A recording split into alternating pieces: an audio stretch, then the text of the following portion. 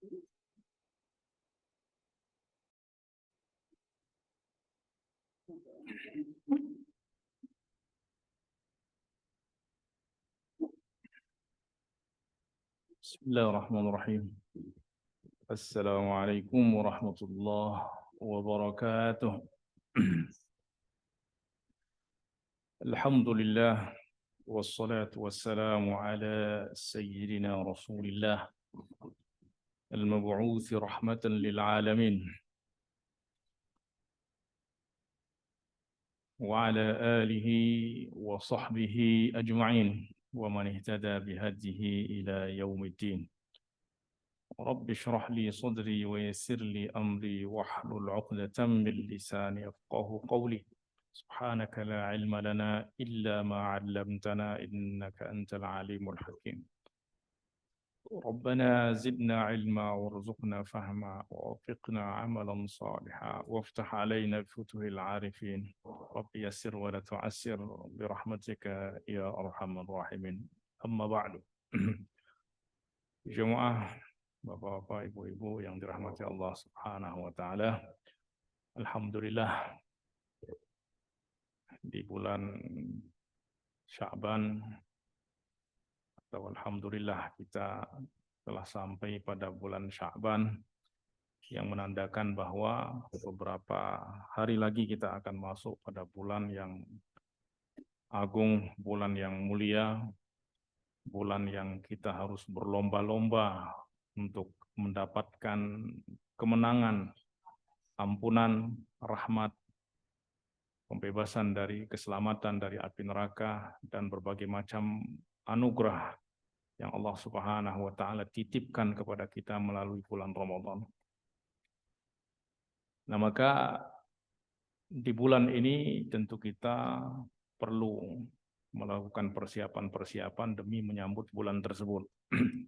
Karena tanpa persiapan kita tidak akan dapat maksimal di dalam menjalankan ibadah bulan Ramadan.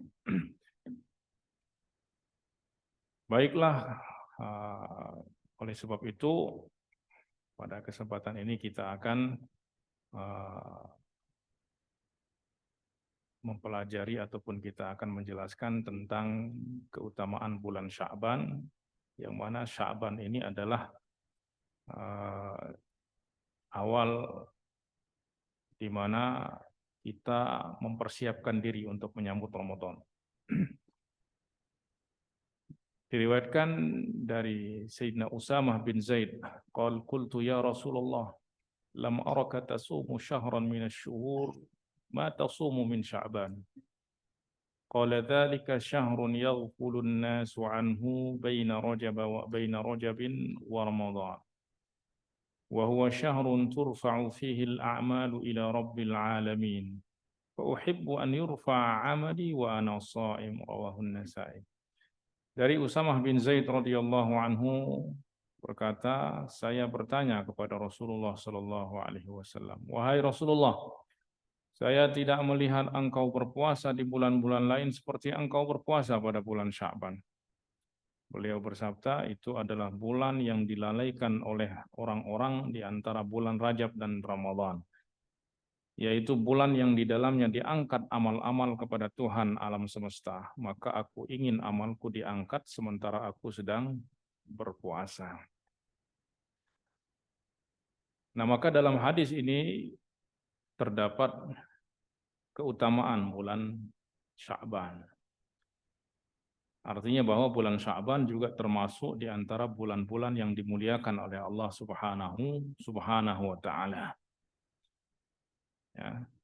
Nah, maka ketika Rasulullah Shallallahu alaihi wasallam banyak berpuasa, bahkan Rasulullah tidak terlihat berpuasa lebih banyak ya selain Ramadan, ya, kecuali pada bulan Sya'ban. Ya. Dan beliau menyatakan bahwa afdhalus siyami ba'da Ramadan, puasa yang paling afdal setelah bulan Ramadan adalah puasa Sya'ban.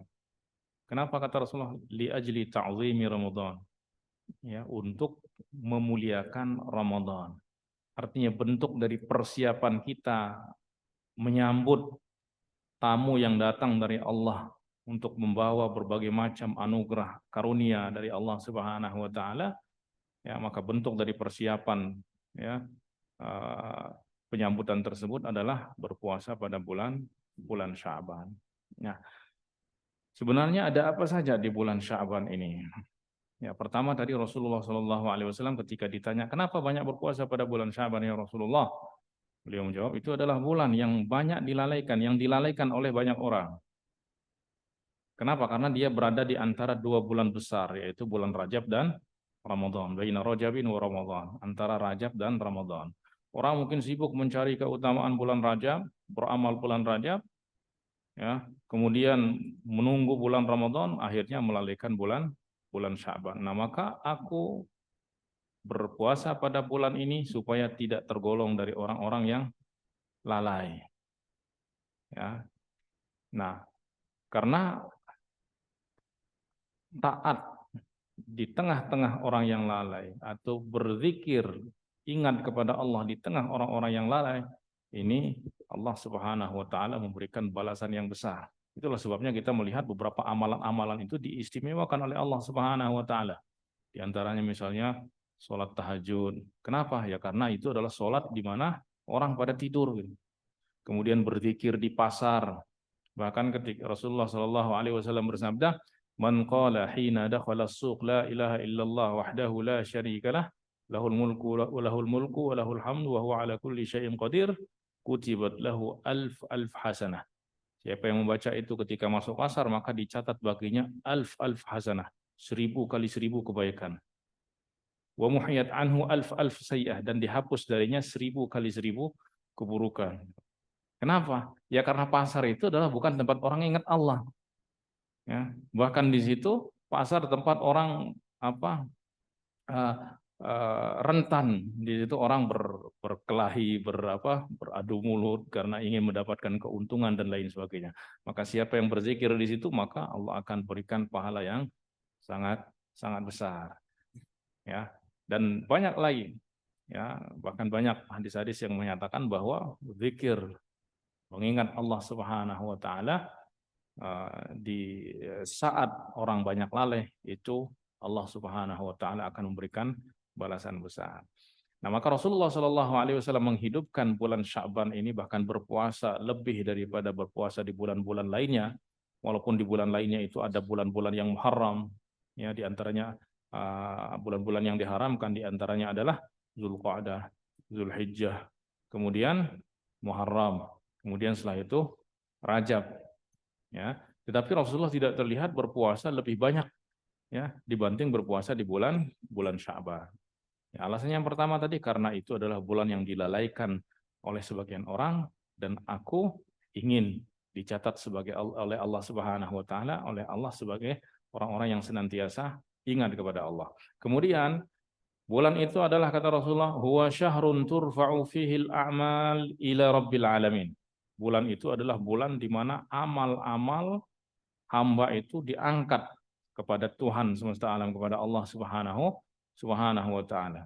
Artinya pada bulan itu semua amal yang dilakukan selama setahun itu diangkat, artinya dilaporkan kepada Allah. Ya. Nah, jadi amal ini memang diangkat, ada yang harian, ada yang mingguan, kemudian ada yang tahunan, ya. Yang ada riwayatnya itu ya harian, ya, bahkan dalam sehari itu 2 kali, diantaranya adalah ya pada sholat subuh dan sholat asar. Ada malaikat khusus itu yang bergantian shift. Setiap mereka selesai shiftnya ditanya oleh Allah, ya, kalian meninggalin hamba-hambaku dalam keadaan apa? Mereka mengatakan, ya Allah, ya, kami datang kepada mereka sedang sholat. Kami pulang juga, kami tinggalkan mereka sedang sholat. Ya, maka kenapa sholat saja yang dilaporkan di situ? Ya, artinya itu adalah amal yang paling utama adalah sholat. Tetapi saat itu memang malaikat-malaikat yang bergantian shift itu memang melaporkan semua amal-amal hamba kepada Allah Subhanahu wa taala, ya. Bukan berarti Allah tidak tahu sehingga perlu laporan tersebut. Allah Maha tahu, tetapi terkadang untuk memuji perbuatan-perbuatan tertentu, ya. Oleh sebab itu di situ yang disebutkan dalam hadis tersebut adalah tarokna atainahum wa hum yusallun wa taroknahum wa hum yusallun. Kami datang kepada mereka, mereka dalam sholat, keadaan sholat, dan pulang juga mereka dalam keadaan sholat. Yaitu menunjukkan bahwa mereka, Allah ingin memuji orang-orang yang melakukan sholat. Ya.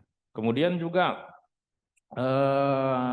malaikat ditanya ketika ada malaikat yang khusus berkeliling, yang mereka cari itu apa? Mereka cari majelis-majelis zikir, majelis-majelis ilmu.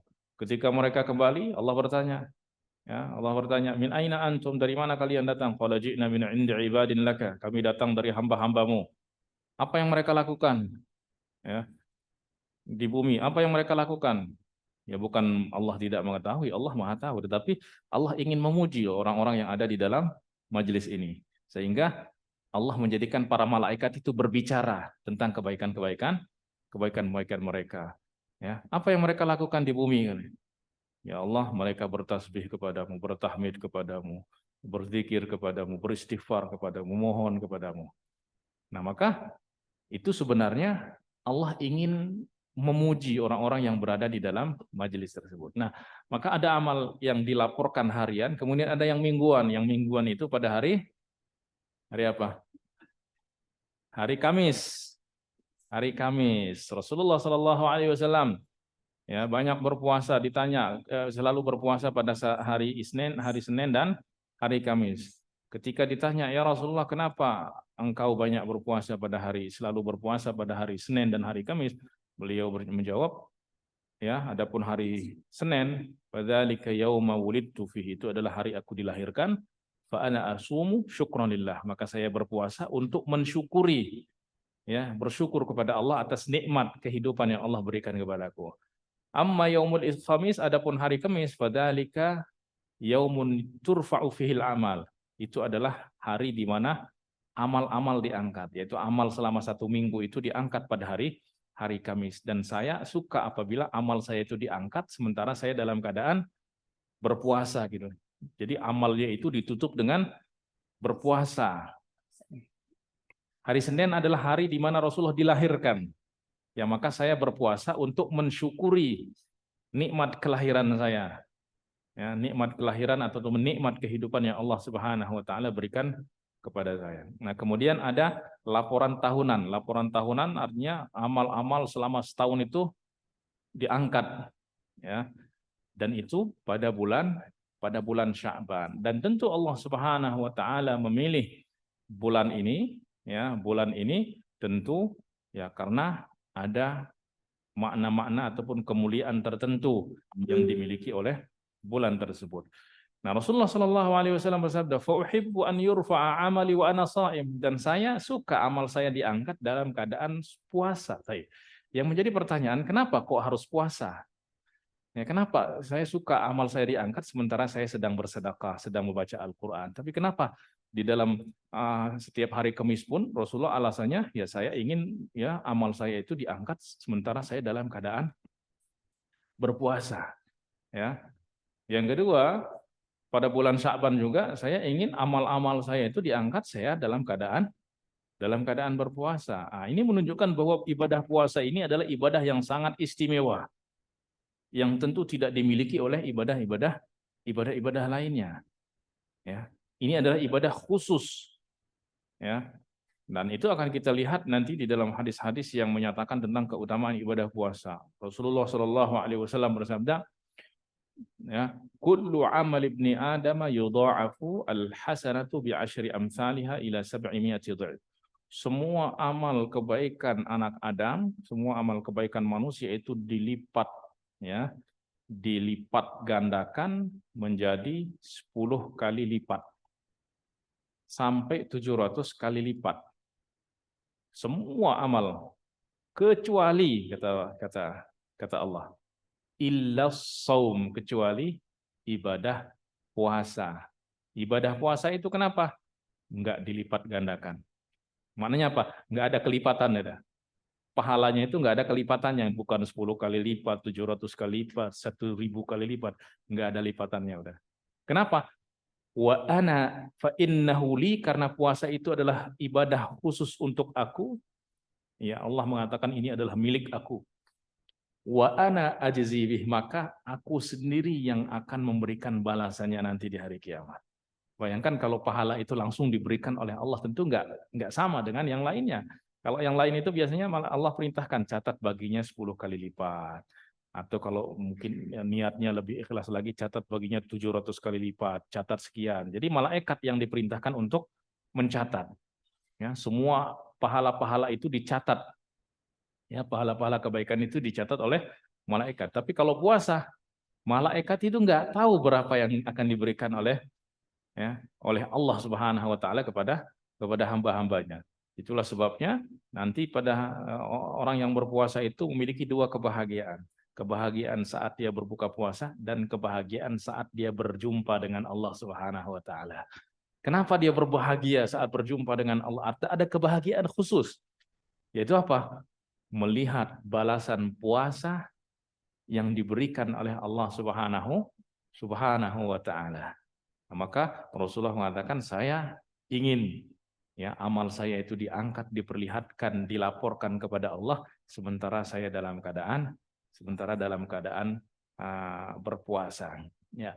Kemudian ibadah puasa ini juga termasuk ibadah yang durasinya memiliki waktu yang panjang. Kalau sholat mungkin berapa? Ya mungkin 5 menit, ya 10 menit, 17 menit, seterusnya. Setelah itu orang selesai dari sholat. Ya, tapi kalau puasa itu dari pagi sampai maghrib, itu dia dalam keadaan berpuasa. Jadi peluang untuk diangkat amalnya itu dalam keadaan puasa itu sangat besar sekali. Tapi kalau dalam keadaan sholat, ya mungkin bisa jadi amal diangkat, mungkin orang sedang tidak dalam keadaan sholat. Tapi kalau puasa, kalau di siang hari diangkat, ya pasti akan diangkat dalam keadaan berpuasa. Kemudian puasa ini juga adalah ibadah khusus. Kenapa dikatakan ibadah khusus? Karena ibadah ini tidak ada orang yang tahu kecuali orang yang berpuasa itu sendiri dan Allah Subhanahu wa taala. Ya, artinya apa? Puasa itu nggak bisa dipamerin. Bisa kita nggak bisa pamerin nggak puasa itu? Nggak bisa, karena puasa itu bukan suatu perbuatan yang bisa dilihat. Kalau sholat orang Allahu Akbar bisa dilihat. Ya kalau baca Quran orang bisa dengar, bisa lihat. Kita bersedekah bisa dilihat, kita berhaji bisa dilihat, umrah bisa dilihat, berjihad.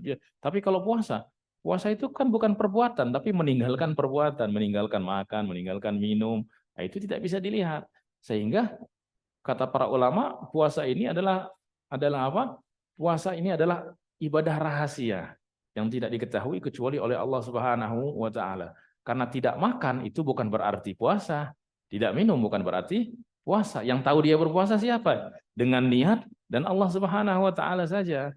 Karena orang nggak makan, ya bukan berarti dia nggak makan itu puasa. Bisa jadi dia diet atau bisa jadi ya lagi malas makan dan lain sebagainya. Nah, maka ibadah puasa ini adalah ibadah rahasia yang tidak diketahui kecuali Allah Subhanahu wa taala, maka balasannya pun rahasia. Tidak diketahui oleh siapapun kecuali oleh Allah Subhanahu wa taala, dan bisa dibayangkan ya kalau Allah sendiri yang akan memberikan balasan daripada ibadah tersebut. Nah, itulah sebabnya Rasulullah Shallallahu alaihi wasallam ya ingin apabila amal-amalnya itu diangkat, ya baik itu mingguan ataupun tahunan, itu beliau dalam keadaan berpuasa. Nah, ini diantara keutamaan bulan Syaban. Kemudian di bulan ini juga ada keutamaan lain. Di antaranya adalah tahwilul qiblah. Tahwilul qiblah itu apa? Pemindahan kiblat dari Baitul Maqdis ke Masjidil Haram. Ya, dulu Rasulullah Shallallahu alaihi wasallam kaum muslimin diperintahkan untuk sholat menghadap ya, selamat datang. Waalaikumsalam warahmatullahi wabarakatuh. Diperintahkan untuk sholat menghadap Baitul Maqdis. Ya, diperintahkan untuk sholat menghadap Baitul Maqdis. Nah, selama di Mekah itu Rasulullah Shallallahu alaihi wasallam itu sholat dan para sahabat sholat menghadap Baitul Maqdis. Kemudian sampai hijrah ke Madinah juga Rasulullah SAW selama 17 bulan atau 18 bulan itu masih sholat menghadap Baitul Maqdis. Tapi sedari awal itu Rasulullah SAW itu berharap kalau kiblat itu adalah Masjidil Haram. Ya, tapi beliau tidak pernah memohon kepada Allah, tapi dalam hatinya itu, Masya Allah, saya ingin sekali kalau yang dijadikan kiblat oleh Allah itu adalah Masjidil Haram. Oleh sebab itu, caranya apa? Caranya kalau di Mekah itu Rasulullah masih bisa menghadap Baitul Haram, sekalian juga menghadap Baitul Maqdis. Di sini Ka'bah, di sini Ka'bah, di sini Baitul Maqdis. Rasulullah selalu sholat di sini supaya dapat dua-dua arah. Ya, sekalian dapat menghadap Ka'bah juga menghadap Baitul Maqdis. Tapi ketika di Madinah, nggak bisa antara utara dan selatan nggak bisa. Maka di situ keinginan Rasulullah untuk apa? Untuk sholat menghadap Baitul Haram itu semakin kuat. Nah, pada bulan Sya'ban Allah Subhanahu wa taala pun ya mengikuti apa yang ada di dalam hati Rasulullah sallallahu alaihi wasallam, kehendak hati Rasulullah sallallahu alaihi wasallam. Ya. Sehingga turunlah firman Allah Subhanahu wa taala, "Qad nara taqalluba wajhika fis sama, falanwalliyannaka qiblatan tardaha." Ya. Kami melihat wahai Muhammad, ya engkau membolak-balikkan pandanganmu ke langit, yaitu mengharapkan semoga ada wahyu yang turun untuk memindahkan kiblat ini. Falanwalliyannaka qiblatan tardaha, maka kami betul-betul akan memalingkan, menghadapkan wajahmu, ya, artinya menjadikan kiblatmu adalah Masjidil Haram. Fawalli wajhaka syatral Masjidil Haram, maka hadapkanlah wajahmu menghadap Masjidil Haram. Qiblatan tardaha, kiblat yang engkau ridhoi. Subhanallah, ini diantara tanda Allah mengasihi Rasulullah. Itu keinginan Rasulullah itu selalu diikuti oleh Allah Subhanahu wa taala walaupun Rasulullah nggak minta. Kehendaknya itu sehingga Sayyidah Aisyah berkata, "Ma ara rabbaka illa yusari'u fi hawaka." Saya tidak melihat Tuhan kecuali selalu mengikuti apa yang engkau inginkan. Bahkan belum engkau ucapkan, baru ada angan-angan dalam hati, itu Allah langsung berikan. Oleh sebab itu di sini dalam ayat itu Allah berfirman apa? "Falanwalliyannaka qiblatan tardaha."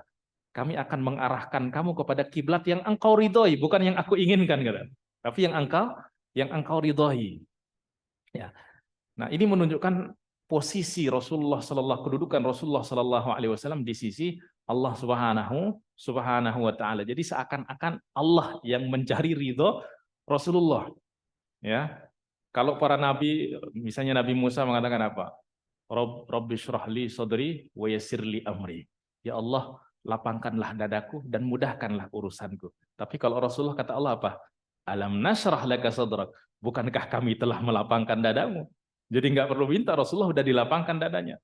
Ya. Kemudian ketika Nabi Musa ditanya, kenapa ma'ajalaka, kenapa engkau terburu-buru datang ke Saina?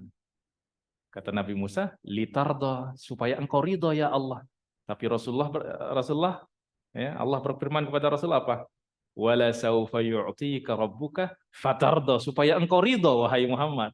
Tapi kalau Nabi Musa, supaya engkau ridho ya Allah. Jadi ini menunjukkan bahwa kasih sayang Allah kepada Rasulullah sallallahu alaihi wasallam itu adalah kasih sayang yang sangat istimewa, sehingga seakan-akan Allah yang mencari keridhaan Rasulullah sallallahu alaihi wasallam. Ya. Nah, maka pada bulan Sya'ban Allah memilih bulan ini untuk perpindahan kiblat dari Baitul Maqdis ke Baitul Haram, ya. Dan di situ juga terjadi peristiwa yang menunjukkan kepada ketaatan kaum muslimin ketika mendengar perintah Allah Subhanahu wa taala. Ya, di Masjid Quba. Nah, kalau yang pernah haji umrah pasti tahu Masjid Quba. Ya, itu disebut dengan Masjid Qiblatain.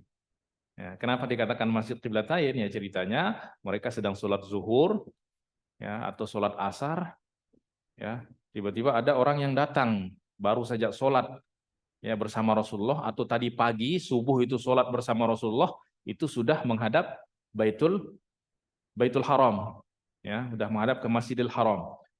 Nah, yang di Kuba ini masih belum tahu perpindahan itu. Akhirnya mereka sholat zuhur itu masih menghadap Baitul Maqdis. Akhirnya yang sholat bersama Rasulullah itu pun berteriak, demi Allah saya bersaksi bahwa tadi pagi itu saya sholat subuh bersama Rasulullah menghadap Baitul Haram. Akhirnya orang-orang yang sedang sholat itu mendengar seruan itu langsung berubah posisi, berputar menghadap ke sini, terus bukan berbalik arah, berbalik posisi juga, karena kalau berbalik arah berarti makmumnya nanti jadi di depan gitu, imamnya jadi di belakang ya kan? Tapi mereka berubah posisi, ya, yang perempuan itu langsung mundur, kemudian yang laki-laki maju, kemudian yang imamnya maju, kemudian yang makmum menjadi mundur, ya. Jadinya baru dapat 2 rakaat zuhur, ya, itu menghadap Baitul Maqdis. Pada rakaat kedua ini ada yang memberitahu kalau kiblat itu sudah dirubah, maka spontan saat itu juga mereka langsung berubah posisi. Misalnya imamnya di sini, makmumnya di sini. Ya, berubah itu bukan berarti berputar begini saja. Kalau berputar berarti makmumnya di belakang jadinya. Ya, artinya makmumnya imamnya pindah ke depan, ya.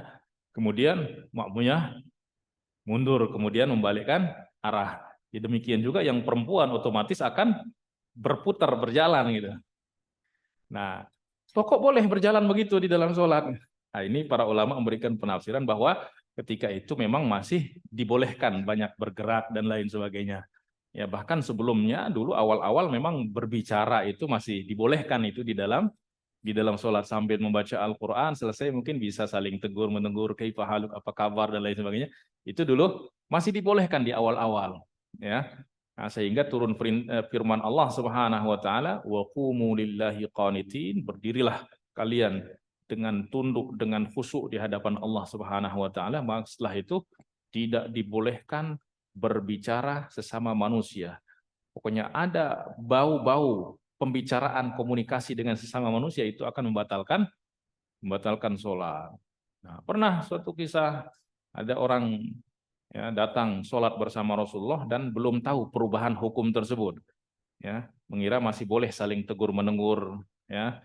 Akhirnya di dalam sholat ada yang bersin, ya, ahim, dia mengatakan alhamdulillah, karena memang tetap disunahkan kita untuk mengucapkan alhamdulillah walaupun sedang sholat gitu.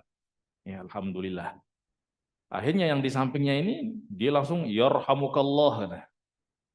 Yarhamukallah kan semoga Allah merahmati Anda. Nah, itu kan sudah ngomong. Ya, yarhamukallah semoga Allah merahmati Anda. Yang ini nggak berani jawab, diam. Para sahabat juga kasih isyarat supaya orang ini diam. Akhirnya karena merasa nggak mendapatkan jawaban, yarhamukallah, diangkat lagi suaranya. Akhirnya dipelototin oleh semua sahabat. Dia makin bingung, ini orang-orang kok hari ini kenapa ini? Kok mereka melototin saya seperti ini katanya. Dia angkat lagi, yarhamukallah katanya. Makin para sahabat itu suruh diam gitu. Akhirnya merasa tersinggung ini, kok hari ini kenapa ini orang-orang sekeliling saya itu kok galak-galak begini gitu. Akhirnya selesai sholat, Rasulullah dipanggil oleh Rasulullah, ya akhal Arab katanya, wahai saudara kata. Salat inilah yasluhu li syai'in min kalamin nas. Salat ini sekarang nggak boleh lagi kita berbicara kepada sesama manusia. Innama huwa tasbih dzikrun wa tasbihun wa tahmid, karena salat ini adalah intinya tasbih, salat tasbih, zikir, tahmid dan lain sebagainya.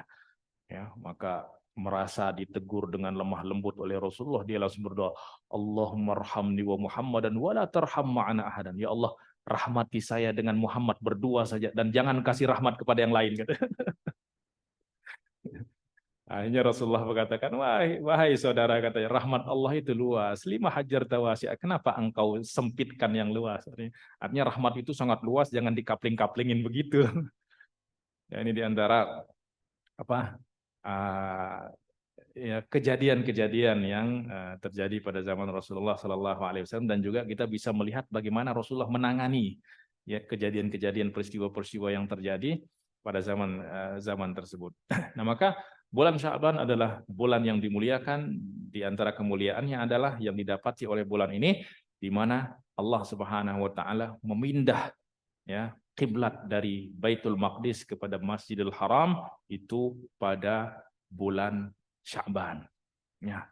Kemudian ada apa juga di bulan Sya'ban ini? Di bulan Sya'ban ini juga perintah ayat yang memerintahkan kita untuk bersalawat dan bersalam kepada Rasulullah itu diturunkan oleh Allah, ya seperti yang dijelaskan oleh sebagian ulama tafsir, itu diturunkan pada bulan Sya'ban. Innallaha wa malaikatahu yusholluna 'alan nabi ya ayyuhalladzina amanu shallu 'alaihi wa sallimu taslima. Ayat itu diturunkan oleh Allah pada bulan Sya'ban, yang itu menandakan ya kita diperintahkan untuk banyak berselawat pada bulan Sya'ban.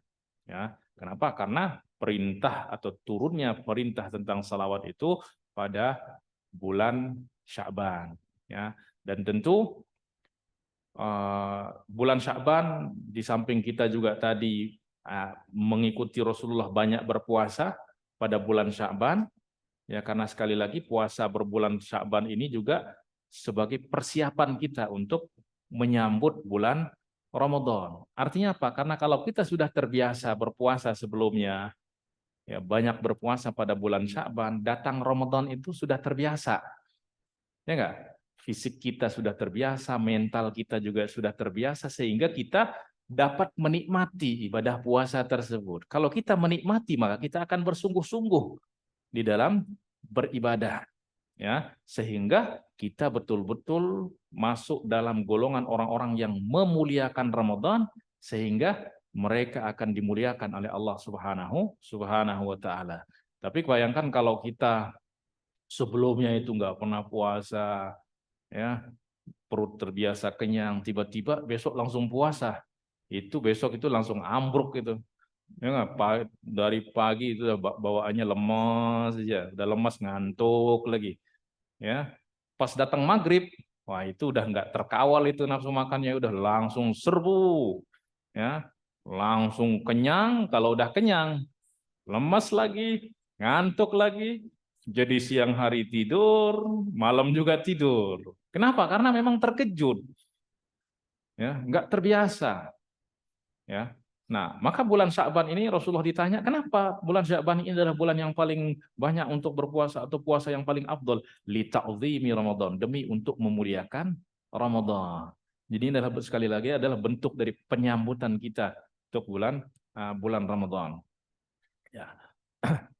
Kemudian banyak bersalawat kepada Rasulullah Shallallahu Alaihi Wasallam, ya, dan tentu kita tahu di dalam ibadah salawat ini apa keutamaan-keutamaannya. Ya, tidak ada suatu perintah yang Allah perintahkan kita, ya, tetapi Allah sendiri yang lebih dahulu melakukannya. Kalau sholat, sholatlah kalian, berzakatlah kalian, bersedekahlah kalian. Tapi kalau ini Allah memberitahu, sebelum Allah perintahkan, justru Allah contohkan dulu. Innallaha wa malaikatahu yusholluna 'alan nabi. Allah dan para malaikatnya berselawat ke atas Rasulullah, kepada Rasulullah.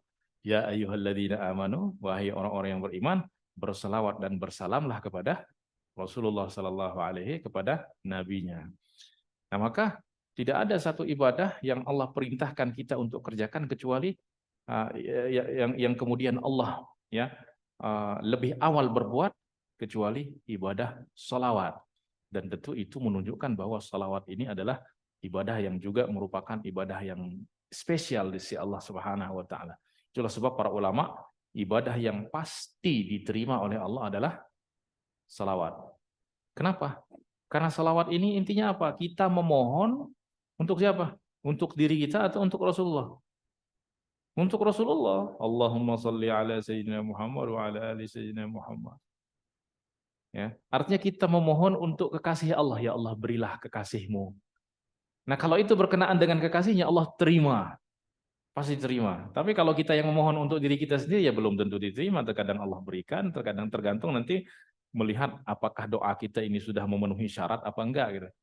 Ya, kalau memenuhi syarat ya Allah berikan, ya kalau enggak. Tapi kalau salawat itu pasti Allah terima. Kenapa?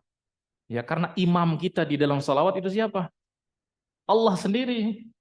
Kita kan mengikut. Innallaha malaikat Allah telah berselawat, malaikatnya berselawat, maka ikutilah kalian wahai orang-orang mukmin untuk berselawat.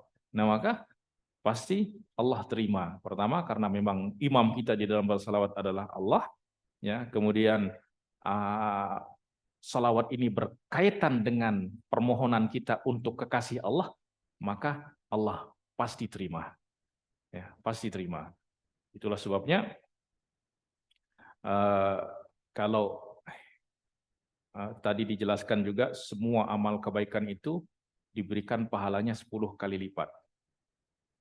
Nah, tapi kalau ini bukan diberikan pahala, bahasanya bukan diberikan pahala. Kalau salawat itu bukan bahasanya diberikan pahala oleh Allah, tapi apa? Man shalla alayya wahidah, siapa yang berselawat kepadaku satu kali, Allah berselawat kepadanya 10 kali. Bukan diberikan pahala 10 kali, tapi Allah berselawat. Tapi selawat Allah itu apa? Ya, selawat Allah diantaranya adalah rahmat Allah, maghfirah, ridho, mencakup semua itu. Ya, berselawat satu kali, Allah berselawat kepadanya 10 kali. Bayangkan selawat, kalau kita katakan selawat dari Allah itu adalah rahmat. Ya, para ulama mengatakan, bayangkan satu rahmat dari Allah itu bisa mencukupi alam semesta. Bagaimana dengan 10 selawat dari Allah? Bagaimana dengan 10 rahmat dari Allah Subhanahu wa ta'ala. Wa man shalla alayya 'ashran sallallahu alaihi mi'atan. Siapa yang berselawat kepadaku 10 kali, Allah berselawat kepadanya 100 kali.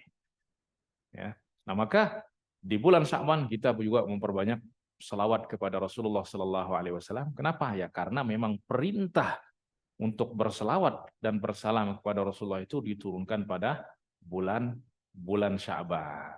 Nah, kemudian ada apa juga pada bulan Sya'ban ini?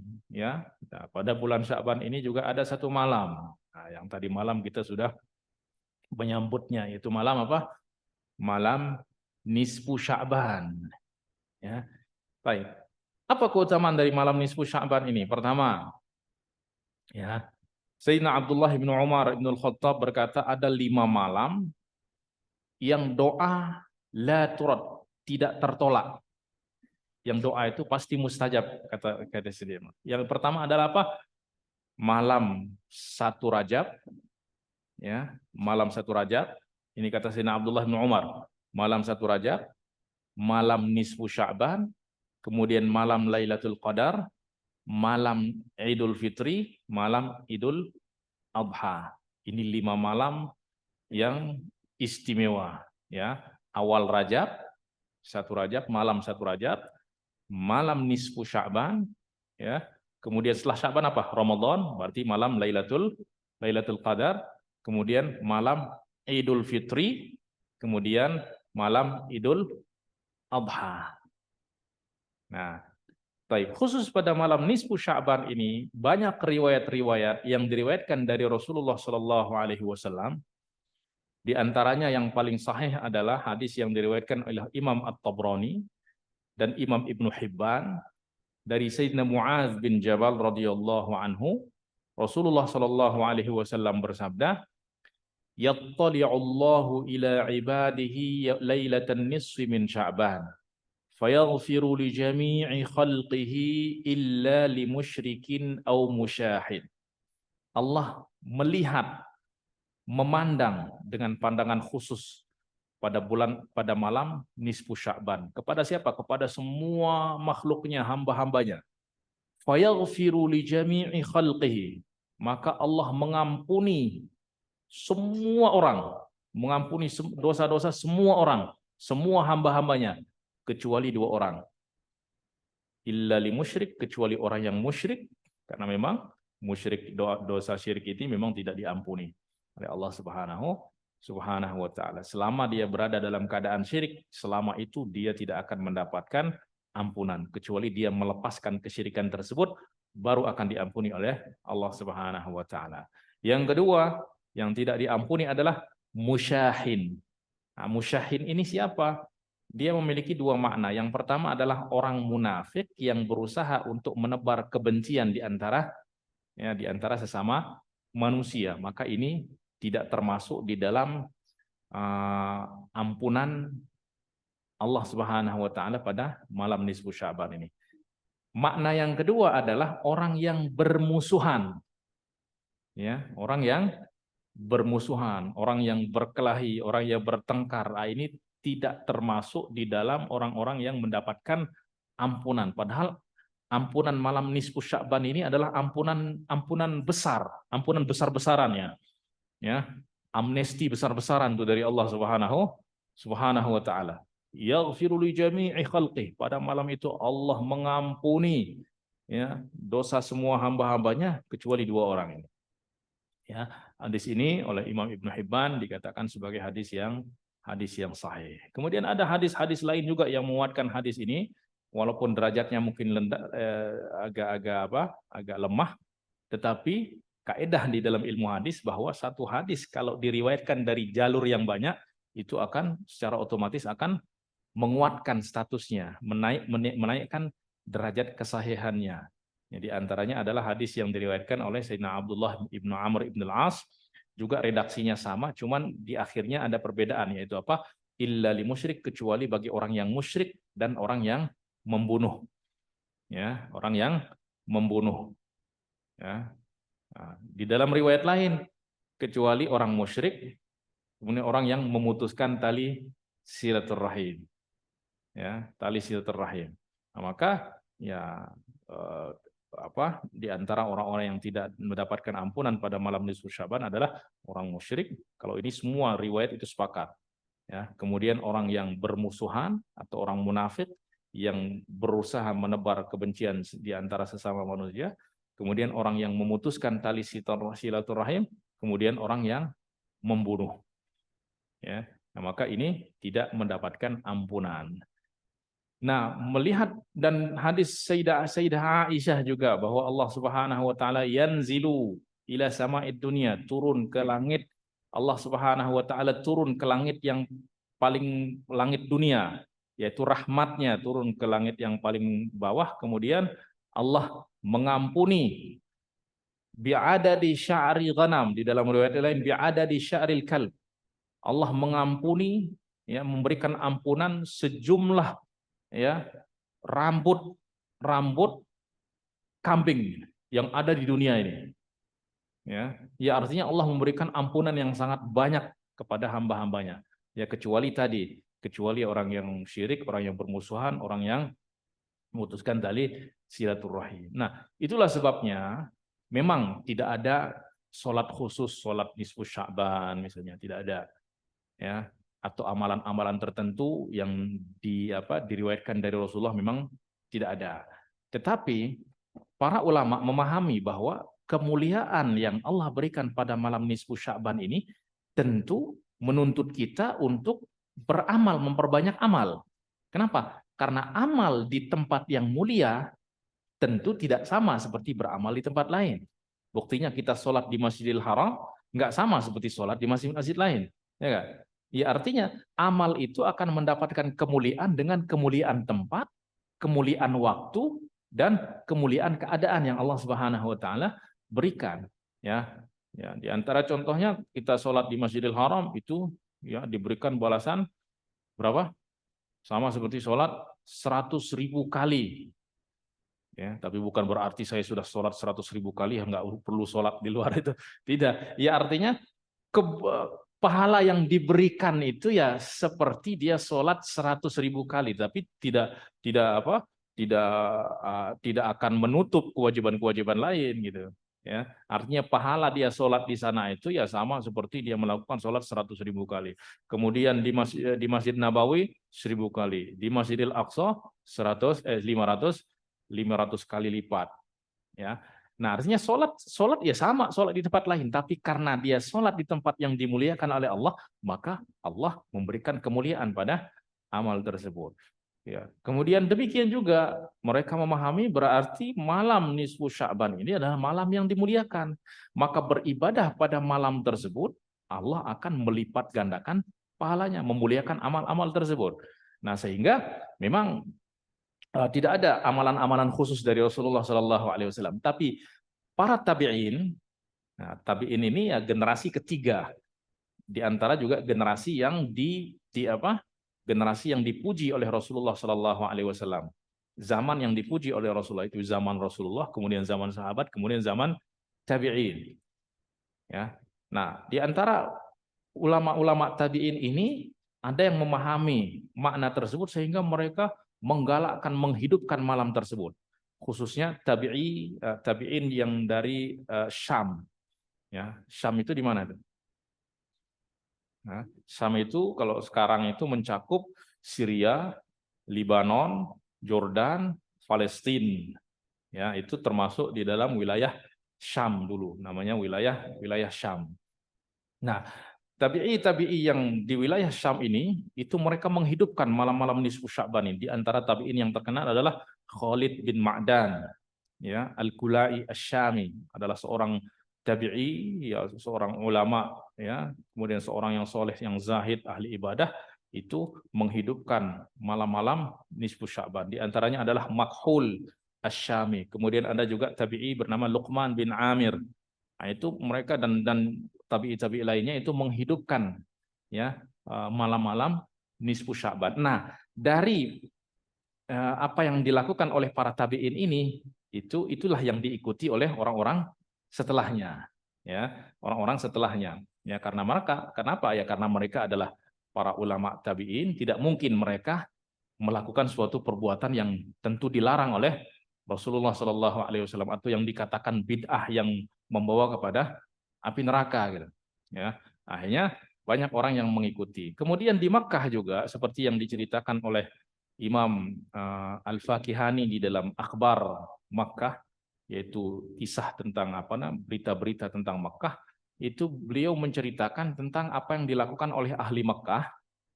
Dan Al-Fakihani ini lahir tahun 200 sekian Hijriah. Ya, ini masih pada generasi, kalau nggak salah ya generasi keempat lah, tabi'in. Menceritakan tentang apa yang dilakukan oleh ahli Makkah pada waktu itu. Ya, beliau bercerita bahwa ahli Makkah itu apabila tiba malam nisfu Sya'ban, mereka akan menghidupkan malam tersebut. Dengan apa? Dengan sholat berjamaah. Ya, dengan sholat berjamaah. Kemudian dengan baca Quran, kemudian dengan tawaf sampai pagi hari. Jadi betul-betul dihidupkan, ya, dengan berbagai macam ketaatan, ya. Nah, jadi amalan-amalan yang dilakukan pada hari ini, nisfu Sya'ban dan lain sebagainya, ya, berkumpul, berhimpun, bersolat dan lain sebagainya, itu mencontohi orang-orang terdahulu dari umat ini, ya.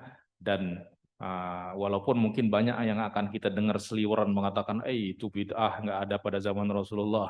Ya memang, tetapi sholat adalah kebaikan, ya, dan mengkhususkan, ya, waktu-waktu tertentu dengan ibadah-ibadah tertentu itu, ya, tidak dilarang, ya, karena sholat, ya, di antara sholat yang dianjurkan adalah ya sholat tasbih atau sholat ya sholat apa saja, yang penting tujuannya untuk menghidupkan malam, ya. Bahkan ada di antara mereka itu yang sholat itu dalam bulan nisfu Sya'ban itu ada yang sholat sampai 100 rakaat. Nah, itu yang diceritakan di dalam Akhbar Makkah tadi. Ada yang hatam Al-Quran pada malam tersebut, gitu. Ada yang kerjaannya tawaf itu sampai 7 kali putaran, nanti tawaf lagi dan seterusnya. Yang tujuannya adalah untuk menghidupkan malam-malam tersebut. So apa? Sebab malam itu adalah malam di mana Allah, ya, memberikan ampunan besar-besaran kepada hambanya. Nah, maka orang yang menghidupkan malam tersebut, ya, tentu akan mendapatkan, ya, sesuatu yang lebih dari Allah Subhanahu wa taala. Artinya Allah memberikan ampunan kepada seluruh hamba-hambanya, ya. Baik yang dalam keadaan apa saja, selama dia tidak syirik, Allah akan berikan ampunan pada waktu itu. Nah, maka orang-orang yang menghidupkan dengan ibadah pada malam tersebut tentu akan mendapatkan keistimewaan dan kelebihan di sisi Allah Subhanahu wa taala. Dan banyak lagi keutamaan-keutamaan di bulan Sya'ban ini, dan sekarang, ya, kita masih berada di bulan Sya'ban. Ya, maka apa yang harus kita lakukan? Ya, kita perbanyak puasa pada bulan Sya'ban, khususnya dari awal awal Sya'ban. Ya, karena Rasulullah tidak pernah terlihat banyak berpuasa di bulan-bulan lain melebihi, ya selain bulan Ramadan melebihi bulan Sya'ban. Bahkan dalam riwayat bahkan ada yang menyebutkan bahwa beliau berpuasa sepenuh Sya'ban. Ya, atau dalam riwayat lain beliau banyak berpuasa pada bulan Sya'ban. Ya, karena alasannya adalah untuk menyambut memuliakan bulan Ramadan. Kemudian apa yang harus kita perbanyak? Kita perbanyak membaca Al-Qur'an. Ya, oleh sebab itu bulan Sya'ban juga dinamakan sebagai Syahrul Qur'an. Ya, karena para sahabat, para tabi'in itu apabila tiba bulan Sya'ban, itu mereka mengurangkan aktivitas-aktivitas lainnya, kemudian mulai memperbanyak sholat, memperbanyak puasa, memperbanyak bacaan Al-Qur'an. Ya. Nah, sehingga nanti sebelum masuk Ramadan itu kalau bisa sudah hatam Al-Qur'an gitu. Nah, kalau di bulan Sya'ban aja hatam Al-Qur'an lagi mana di Ramadannya gitu. Logikanya seperti itu ya. Nah, sehingga ketika tiba Ramadan sudah terbiasa ya, jiwanya itu sudah terbiasa dengan Al-Qur'an sehingga makin menikmati Al-Qur'an ya. Kemudian memperbanyak salawat juga tadi seperti yang kita jelaskan ya, karena ibadah salawat ini juga memiliki ibadah yang keistimewaan yang tersendiri di sisi Allah Subhanahu wa taala, dan Allah perintahkan atau turunkan ayat perintah untuk salawat itu pada bulan Sya'ban. Ya, kemudian juga memperbanyak berzikir kepada Allah Subhanahu wa taala, yaitu amalan-amalan yang memang kita perbanyak untuk kita lakukan di bulan Ramadan nanti, itu kita mulai dari bulan ini. Ya, kenapa? Karena beberapa hari lagi ya, 14 hari lagi itu akan ya, kurang lebih 14 hari lagi akan datang kepada kita bulan Ramadan. Ya, ada apa di bulan Ramadan ini? Kenapa begitu mulia? Ya, dan tentu kemuliaan, keutamaan bulan Ramadan itu ya kalau kita hitung satu demi satu itu banyak sekali. Ya, di antaranya adalah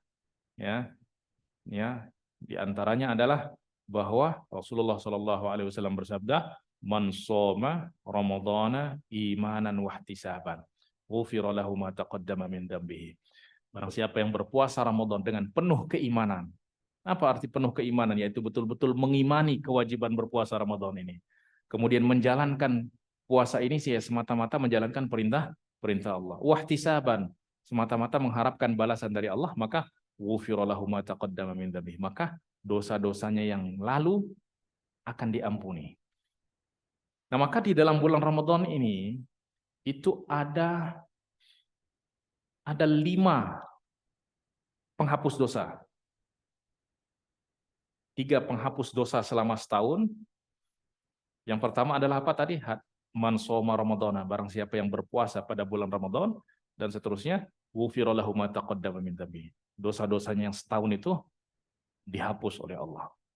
Oke, mungkin karena ada kekurangan-kekurangan, mungkin ada dosa-dosa yang ketinggalan. Ada lagi dosa penghapus dosa setahun di dalam bulan Ramadan. Itu apa itu? Salat qiyam. Salat qiyam itu apa? Salat tarawih. Rasulullah bersabda apa? Man qoma Ramadhana imanan wa ihtisaban ghufira lahu ma taqaddama min dambi. Barang siapa yang salat qiyam. Karena salat qiyam ini zaman Rasulullah masih belum dikenal dengan salat tarawih. Ya, salat tarawih ini dikenal ya setelah Sayyidina Umar ibn Khattab, setelah zaman Khalifah Umar ibn Khattab. Nanti kita akan singgung sedikit. Maka kata Rasulullah apa? Ghufira lahu ma taqaddama min dzambi. Itu diampuni dosa-dosa yang telah lalu. Coba udah dua kali dihapus ini udah. Kemudian yang ketiga, man qama lailatal qadri imanan wa ihtisaban ghufira lahu ma taqaddama min dzambi. Barang siapa yang salat pada malam Lailatul Qadar, ya, salat pada malam Lailatul Qadar, maka akan diampuni dosanya yang telah lalu. Nah, maka kata Rasulullah, ini kalau ada orang yang mendapati Ramadan, kemudian Ramadan berlalu, kemudian masih bawa dosa, ini celaka ini orang. Celaka bener ini orang. Kenapa? 3 penghapus dosa nggak mampu menghapus dosanya, itu memang keterlaluan itu. Kata Rasulullah, raghima anfu rajulin adraka ramadhana fansalakha wa lam yughfar lahu. Celakalah, terhinalah orang yang mendapati Ramadan, kemudian Ramadan berlalu tapi dosa-dosanya masih belum diampuni. 3 penghapus dosa bertubi-tubi nggak mampu menghapus, itu artinya apa? Ini memang keterlaluan. Ada penghapus-penghapus lainnya yang lain juga apa? As-shalawatul khams. Salat 5 waktu itu menghapus dosa di antara kedua salat. Kemudian salat Jumat ke Jumat yang lainnya itu juga menghapus dosa selama 1 minggu. Jadi semua itu ada dalam Ramadan. Artinya 5 penghapus dosa di dalam Ramadan. Kalau orang masih bawa dosa setelah Ramadan, itu memang kata Rasulullah betul-betul celaka ini orangnya. Ya. Nah, maka itu yang kita kejar. Soal apa kata Rasulullah tadi? Man qama Ramadan imanan wahtisaban. 2 syarat. Dengan penuh keimanan, ya. Para ulama menjelaskan apa maksud penuh keimanan ini, yaitu betul-betul mengimani perintah puasa Ramadan dan semata-mata berpuasa ya karena menjalankan perintah Allah Subhanahu wa taala, dan mengimani bahwa puasa Ramadan adalah salah satu daripada rukun Islam, ya. Kemudian ihtisaban. Ihtisaban ini semata-mata mengharapkan balasan dari Allah Subhanahu wa taala. Tidak mengharapkan apa-apa melainkan balasan dari Allah. Nah, maka kalau dia melakukan itu, insya Allah dosa-dosanya akan diampuni oleh Allah Subhanahu wa taala. Nah, maka itulah yang kita kejar pada bulan Ramadan. Siapa yang akan mendapatkan itu? Ya orang memang sudah jauh-jauh hari mempersiapkan diri. Dialah yang akan menang mendapatkan ya ampunan Allah Subhanahu wa taala. Kita kalau ingin menang dalam perlombaan, ya kira-kira persiapkan diri berapa lama ya? Ya, misalnya sekolah mau mengutus untuk perlombaan, kira-kira berapa bulan itu persiapannya? Ya Allah, bisa 6 bulan, bisa 3 bulan, bisa. Itu untuk mendapatkan apa? Mendapatkan piala yang mengangkat namanya di antara sekolah-sekolah lainnya. Lah, ini mendapatkan bukan sekedar dapatkan piala dari Allah Subhanahu wa taala, mendapatkan ampunan. Kemudian mendapatkan apa juga? Aitqun minan nar, diselamatkan dari api neraka. Coba apa kemenangan yang melebihi dari itu? Nah, ini kalau kita nggak persiapkan diri, kira-kira bisa menang nggak? Nggak bisa. Lo orang mau lomba aja kalau nggak persiapkan diri nggak bisa, kalang kabut dia. Nah, maka di antara yang kita kejar pada bulan Ramadan itu adalah pengampunan, bukan hanya pengampunan, keselamatan dari api neraka. Ya. Lillahi ya, fi kulli lailatin utaqa minan nar. Pada tiap-tiap malam bulan Ramadan ini ada hamba-hamba yang diselamatkan dari api neraka. Setiap malam itu. Dari awal malam Ramadan itu udah ada orang yang diselamatkan dari api neraka. Diselamatkan dari api neraka artinya apa? Bukan yang masuk api neraka itu dikeluarkan. Bukan. Yang hidup ini nggak akan masuk dalam api neraka. Itu maksudnya. Kenapa? Karena mamin abdin, tidak ada seorang hamba pun kecuali dia punya 2 tempat. Ya, tempat di surga dan tempat di neraka. Tiap-tiap orang di antara kita ini memang udah disiapkan 2 tempat oleh Allah Subhanahu wa taala. Tempat di surga, tempat di api neraka. Artinya masing-masing kita itu udah ada namanya. Namanya di surga, nama udah booking. Ya, udah booking namanya di surga, booking nama juga, booking tempat juga di api neraka. Nah, diselamatkan itu artinya apa? Namanya di api neraka ya dihapus. Sehingga ya kalau udah namanya nggak ada ya nggak akan masuk di situ. Dan kalau sudah sekali terhapus, nggak bakal kecatat lagi udah. Nah, itulah yang kita kejar. Siapa tahu ini adalah peluang bagi kita untuk mendapatkan keselamatan tersebut. Ya, dihapus namanya dari api neraka artinya apa? Betul-betul hilang udah dari api neraka itu. Artinya nggak akan masuk ke dalam api neraka. Itulah sebabnya bulan Ramadan ini dikenal dengan nama apa? Syahrul Itqi minan nar, bulan pembebasan penyelamatan dari api neraka. Coba siapa yang tidak mengharapkan keselamatan itu? Dan Allah beri peluang kepada kita. Ada di hadapan mata. Ya. Syaratnya apa? Syaratnya tadi imanan wahtisaban. Nah, siapa yang memang dilihat oleh Allah dari malam pertama itu udah bersungguh-sungguh, bisa jadi di malam pertama belum puasa juga udah dihapus namanya. Kan Allah melihat ke dalam hati kita, bagaimana kesungguhan kita. Ya mungkin orang-orang yang dihapus namanya dari awal ini memang udah dilihat, kelihatan dari bulan Sya'ban itu. Nah, ini memang udah layak dari awal itu udah dihapus namanya. Ya. Nah, kalaupun malam nggak dapat, ya masih ada malam kedua, malam ketiga sampai malam ke-30 sampai akhir malam itu masih ada yang dihapus namanya dari daftar orang-orang yang akan masuk ke dalam api neraka, dan itu ada pada bulan Ramadan. Kemudian ada apa juga di bulan Ramadan? Kenapa kita harus persiapkan diri? Ya, karena di dalamnya ada satu malam yang lebih baik dari 1000 bulan. Yaitu malam apa? Malam Lailatul Qadar. Baik. Malam Lailatul Qadar ini adalah anugerah yang hanya diberikan pada hanya ada di dalam bulan Ramadan. Kemudian hanya diberikan kepada umat Rasulullah Shallallahu Alaihi Wasallam sebagai apa? Sebagai ganti dari umurnya yang pendek, ya, sebagai apa istilahnya, kompensasi lah, kompensasi dari umur dikasih umur pendek, tapi diberikan kepadanya kompensasi berupa Lailatul Qadar. Ceritanya apa ini Lailatul Qadar ini? Dulu Rasulullah Shallallahu Alaihi Wasallam pernah bercerita tentang ya umat-umat terdahulu. Ada di antara mereka itu yang berjihad di jalan Allah selama 1000 tahun, nggak henti-henti berjihad, beribadah selama ribuan tahun. Hanya para sahabat heran, ya Rasulullah, mereka bisa beribadah 1000 tahun, kita umurnya berapa ya Rasulullah? Ya, a'maru ummati baina sittin wa sab'in. Umur umatku ini berkisar antara 60-70, ya sekitar itulah. Ya kurang lebih segitulah. Ya. Nggak ada sampai kepala 1000 itu nggak ada. Ya. Ya. 200-an itu pun udah nggak ada, ya hampir nggak kedengeran itu. Ya. Ya standarnya adalah 60-70 gitulah. Ya, kalau ada yang lebih ya berarti itu dikasih anugerah, dikasih subsidi oleh Allah Subhanahu wa taala. Hadiah anugerah gitu. Anugerah lebih itu. Karena satu hari diberikan umur panjang itu bisa mengangkat derajat yang sangat tinggi di sisi Allah Subhanahu wa taala. Maka diberikan umur lebih itu adalah anugerah dari Allah Subhanahu wa taala. Ya. Ya, lansia itu adalah anugerah dari Allah Subhanahu wa taala.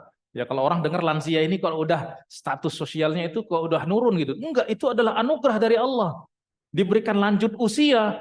Ya Allah, nanti akan saya jelaskan apa tentang keutamaan.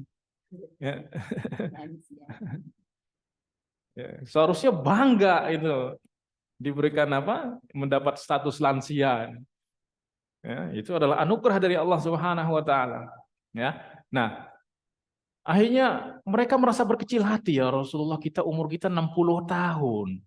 Mana bisa kita beribadah seperti mereka 1000 tahun? Gimana kita dapat pahala seperti mereka yang beribadah 1000 tahun? Itu pun 60 tahun belum diskon-diskon lagi potongan-potongan. Sebelum balik itu berapa tahun itu? Ya. Ya katakanlah paling lambat ya 15 tahun. Setelah itu nanti udah tua, udah lansia tapi udah hilang ingatan, itu udah diskon lagi.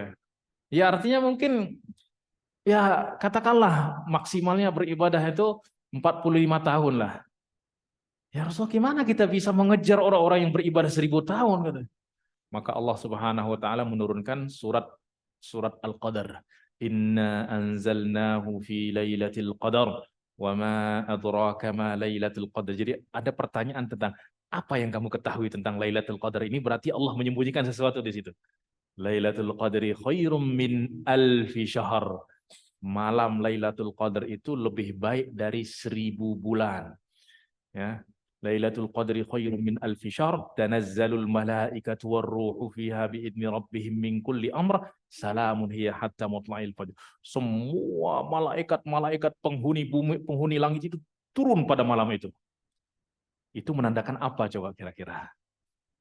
Ya, malam yang memang istimewa, yang tidak ada cerita malaikat semua penghuni langit itu turun, bahkan dipimpin oleh malaikat Jibril, turun ke bumi. Kalau bukan karena malam tersebut yang diberikan kepada umat ini. Khairun min alfi syahr, lebih baik dari 1000 bulan. Artinya lebih baik dari 1000 bulan itu apa? Artinya beribadah pada malam itu lebih baik dari beribadah 1000 bulan yang tidak ada malam Lailatul Qadar. Bayangkan 1000 bulan itu berapa tahun? 83 tahun 4 bulan. Coba beribadah satu malam, pada malam Lailatul Qadar itu kita sholat malam Lailatul Qadar itu seakan-akan sholat lebih dari 83 tahun, lebih nggak henti-henti, nggak berhenti, sholat terus. Bersedekah malam itu, ya katakanlah bersedekah 10.000, tapi Masya Allah selama 83 tahun lebih, nggak berhenti-berhenti. Lah itulah yang namakan dengan keberkahan. Ya, sedikit, tapi Masya Allah. Jadi kalau dapat malah satu malam beribadah malam itu sudah melampaui batas umur kita, ya enggak? Umur kita 60 tahun, tapi beribadah pada malam itu mendapatkan kebaikan lebih baik, bahkan bukan sama, ya lebih baik dari 83 tahun 4 bulan. Nah itu kalau dapat satu malam Lailatul Qadar. Lah kalau umur misalnya 60 tahun, katakanlah beribadah itu 45 tahun maksimalnya, artinya apa? Ada peluang bertemu dengan Ramadan berapa kali? Ya, berapa kali? Ya artinya kalau kita beribadah misalnya, beribadah katakanlah dalam hidup kita itu beribadah 45 tahun, berarti kita bertemu Ramadan berapa tahun? Ya 45 tahun, 45 kali. Nah kalau dalam 45 kali itu kita bersungguh-sungguh dari awal Ramadan hingga akhir Ramadan, ya sudah pasti dapat Lailatul Qadar. Karena Lailatul Qadar itu kan ada pada bulan Ramadan. Kalau bersungguh-sungguh, itu pasti dapat Lailatul Qadar. Dapat Lailatul Qadar itu artinya apa? Artinya kita beribadah pada malam itu, bersungguh-sungguh malam itu artinya mendapati Lailatul Qadar. Bukan malam Lailatul Qadar itu artinya dapat ada cahaya terang, tiba-tiba lihat ini. Itu tanda, ya. Atau juga terkadang tandanya di pagi hari itu matahari kok agak redup-redup gitu, ya. Enggak mendung tapi kok cahayanya agak redup, adem gitu. Nah, bukan melihat tanda-tanda itu artinya mendapat Lailatul Qadar. Yang mendapat Lailatul Qadar itu adalah bersungguh-sungguh beribadah pada malam itu semaksimal mungkin, ya. Walaupun nggak lihat tanda-tanda, nggak rasain tanda-tanda itu nggak begitu penting. Yang penting adalah kita bersungguh-sungguh pada malam itu. Nah, maka kalau orang bersungguh-sungguh dari awal Ramadan sampai akhir Ramadan, ya pasti dapat Lailatul Qadar. Nah, bayangkan kalau dapat 45 kali, 45 kali Ramadan, 45 kali Lailatul Qadar. Coba umurnya udah berapa itu? Hah? 45 kali 83 tahun 4 bulan berapa itu? Itu udah melebihi umur umat Nabi Nuh itu udah. Ya, 3.753 tahun.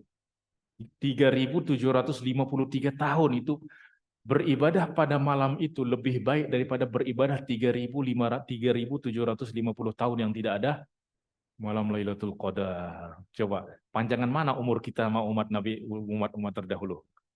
Lebih panjang umur kita dari sudut keberkahan. Lah kok kita pendek? Ya Allah nggak mau nyusahin kita, bahasa kasarnya. Bahasa sederhananya Allah nggak mau nyusahin kita. Ya, ringan, sebentar, karena dunia ini kan tempat capek. Ya enggak? Tempat kita capek di dunia ini. Nikmatnya aja capek gimana? Gimana sengsaranya gitu. Ya enggak? Ya. Nah, Allah memang memberikan kita umur yang pendek karena enggak ingin melelahkan kita di dunia ini. Ya. Apa? Ya 80 tahun aja udah susah gitu, gimana 1000 tahun gitu. Dalam kesusahan lagi ya. Ya. Nah, maka ini adalah keistimewaan yang Allah Subhanahu wa taala berikan yang dengannya kita bisa bukan hanya bisa menyusul tapi bisa mendahului umat-umat terdahulu. Itulah sebab Rasulullah bersabda, "Nahnul akhirun", kita adalah umat yang paling akhir, wa nahnul awwalun, tapi kita umat yang paling awal. Paling awal apa? Paling awal masuk surga. Memang kita paling akhir itu di tempat di lari maraton itu paling terakhir. Tapi paling melesat itu paling awal. Subhanallah. Ya. Umur paling pendek, tapi pahala paling banyak. Coba bayangkan, sampai orang-orang di dalam hadis yang diriwayatkan oleh Imam Bukhari dan Imam Muslim itu, orang-orang Nasrani dan orang Yahudi itu komplain kepada Allah. Ya Allah, amal kami lebih banyak. Kok kamu berikan pahala kepada umat Muhammad lebih besar, katanya. Mereka dikasih satu kirot, kok umat Muhammad dikasih 2 kali lipat gitu. Kata Allah, dzalika fadli, itu anugerah saya. Saya berikan kepada siapa yang saya kehendaki gitu. Yang penting saya nggak zalimi kamu, saya sudah kasih. Kamu juga sudah saya kasih. Kemudian yang anugerah ini yang saya berikan kepada siapa, ya itu terserah saya, kata Allah. Dan yang diantara yang saya inginkan adalah umat Rasulullah. Nah itulah yang kenapa Rasulullah taharrau, suruh kita bersungguh-sungguh, khususnya pada malam-malam 20 hari terakhir. Ya karena memang ada perkiraan kuat bahwa Lailatul Qadar itu ada pada malam-malam 10 malam terakhir, khususnya pada malam-malam ganjil. Ya, artinya apa? Kalaupun kita nggak dapat maksimal dari awal Ramadan, masih ada kesempatan. Ya, masih ada 20 hari lagi. Kalaupun 20 hari berlalu masih kurang maksimal, ada masih 10 malam terakhir. Nah, kalau bersungguh-sungguh pada 10 malam terakhir ini melebihi malam-malam sebelumnya, maka peluang besar, ya, kemungkinan besar akan mendapatkan Lailatul Qadar. Nah, intinya adalah kenapa Allah sembunyikan? Ya supaya kita bersungguh-sungguh sebenarnya. Ya, dulu Rasulullah itu pernah pernah diberitahu oleh Allah bahwa malam Lailatul Qadar itu ada pada malam sekian. Begitu Rasulullah keluar ingin memberitahu, ada orang yang berantem, 2 orang yang berantem. Akhirnya apa? Oleh sebab itu Allah angkat, Allah sembunyikan lagi sehingga Rasulullah jadi lupa. Saya jadi lupa, dilupakan oleh Allah, katanya. Tadi saya mau kasih tahu kalian itu malam Lailatul Qadar itu ada pada malam sekian. Ya ternyata fatalaha rajulani, tapi 2 orang saya lihat berantem, akhirnya oleh sebab itu Allah mengangkatnya. Dan semoga dengan disembunyikan itu lebih baik bagi kamu. Nah, maka Rasulullah perintahkan kita, sampai kita diperintahkan untuk bersungguh-sungguh mencari Lailatul Qadar ini. Sebab apa? Sebab siapa, kata Rasulullah, man hurimaha, siapa yang tidak mendapat kebaikan malam Lailatul Qadar, tidak mendapatkan kebaikan itu artinya apa? Tidak melakukan kebaikan pada malam itu, faqad hurim, maka sudah kehilangan segala kebaikan. Ya, rugi, coba rugi 83 tahun itu udah. Ya. Berdiri sesaat sholat itu dapat seakan-akan sholat 83 tahun lebih itu. Kehilangan malam itu, hilang 83 tahun udah. Ya Allah.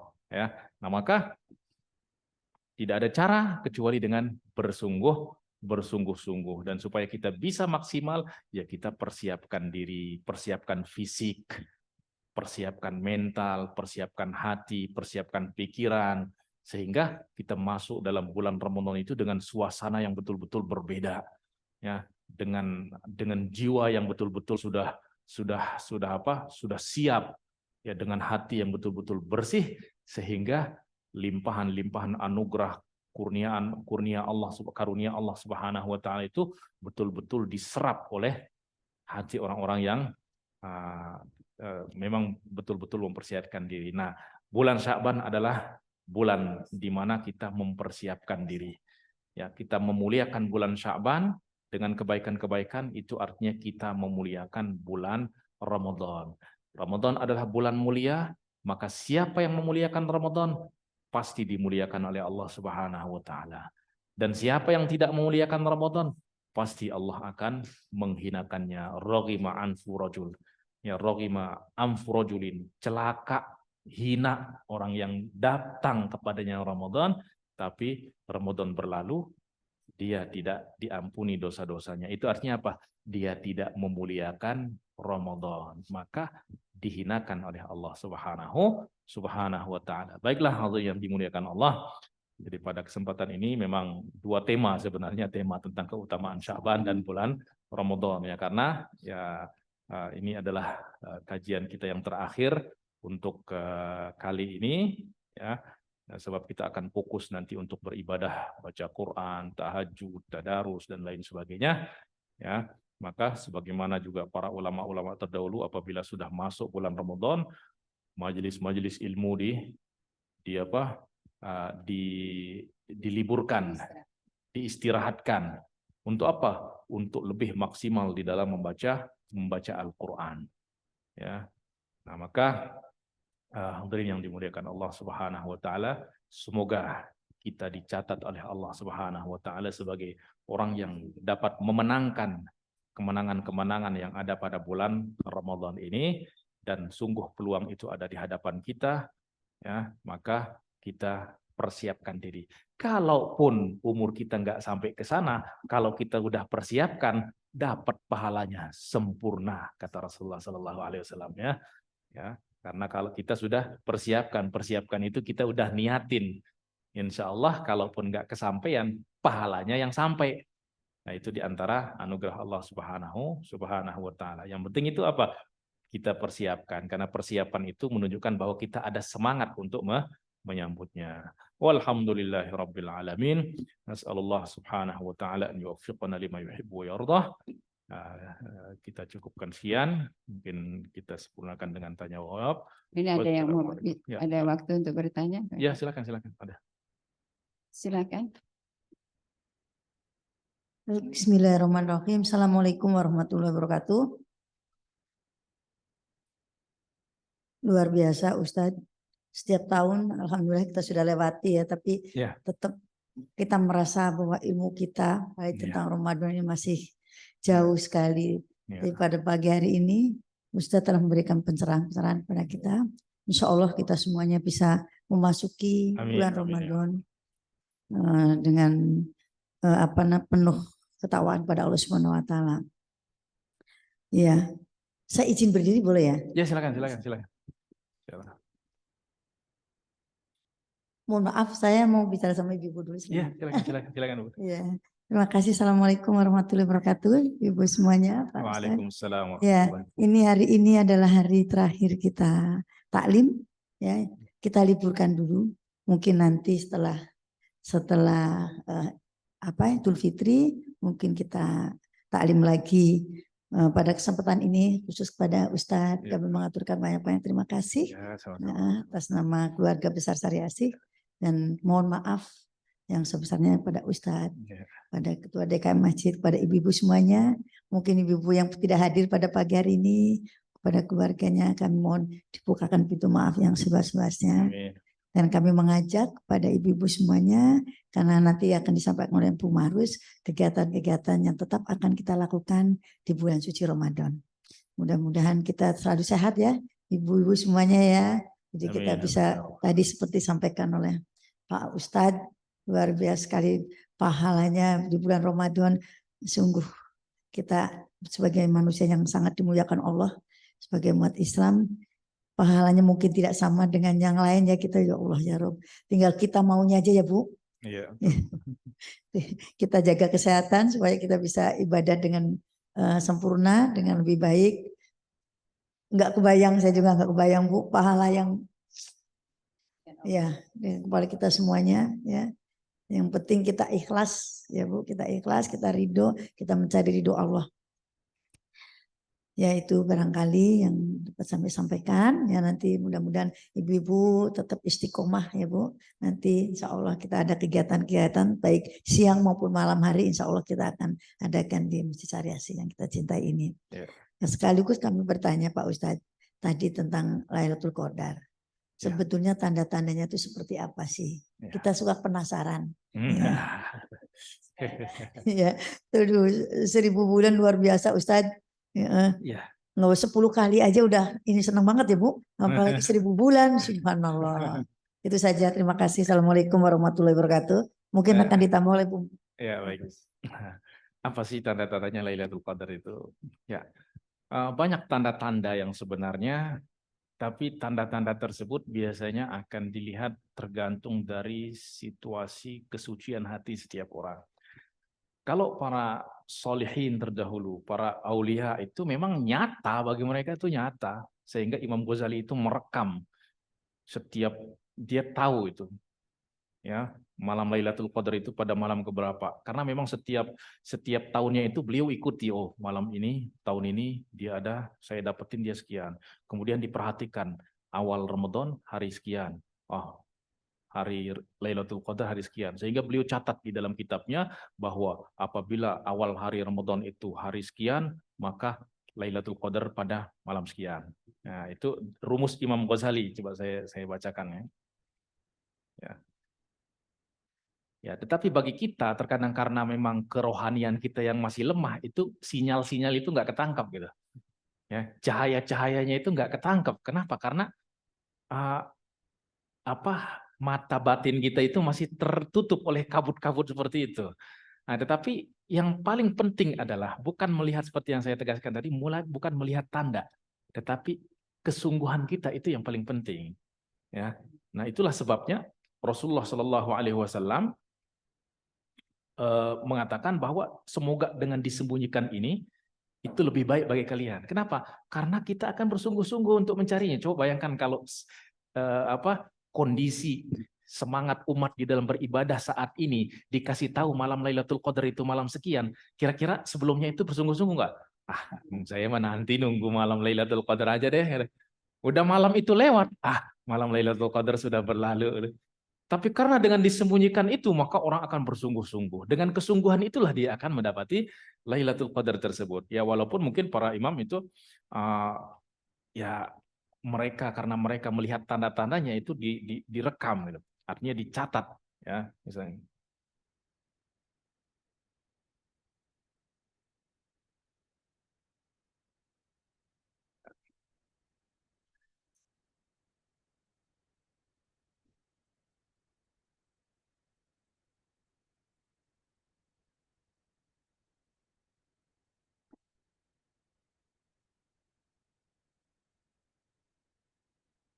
Nah, Imam Ghazali mengatakan apa? Kalau awal Ramadan itu jatuh pada hari Ahad atau hari Rabu, ini menurut versi Imam Ghazali ya.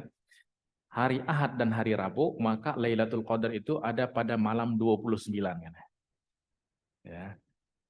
Kemudian jika awal Ramadan itu jatuh pada hari Senin, maka Lailatul Qadar ada pada malam 21. Kemudian jika awal Ramadan itu pada hari Selasa ya atau Jumat, ya awal Ramadan itu Selasa atau Jumat, maka malam Lailatul Qadar itu ada pada malam 27. Jika awal Ramadan adalah hari Kamis, maka Lailatul Qadar ada malam 25. Jika awal Ramadan adalah hari Sabtu, maka Lailatul Qadar ada pada malam 23. Nah, ini rumusan Imam Al-Ghazali. Ya. Ya, kenapa bisa dirumuskan? Ya karena memang beliau mendapati setiap tahun itu seperti ini dicatat, malam ini dirumuskan. Saya perhatikan malam Lailatul Qadar awal Ramadan sekian. Kemudian bertahun-tahun itu selama hidup beliau perhatikan. Kemudian itu dikuatkan oleh Imam Abul Hasan Asy-Syadzili. Beliau mengatakan apa? Semenjak saya berusia dewasa, saya mendapati apa yang dikatakan oleh Imam Ghazali itu persis seperti yang dijelaskan. Ya, kenapa mereka bisa berkata demikian ya? Karena berdasarkan kepada pengalaman dan mereka betul-betul merasakan malam itu ya. Tapi kalau bagi kita ya, cuma satu cara untuk bisa mendapatkannya itu apa? Bersungguh-sungguh, itu aja. Nah, walaupun demikian,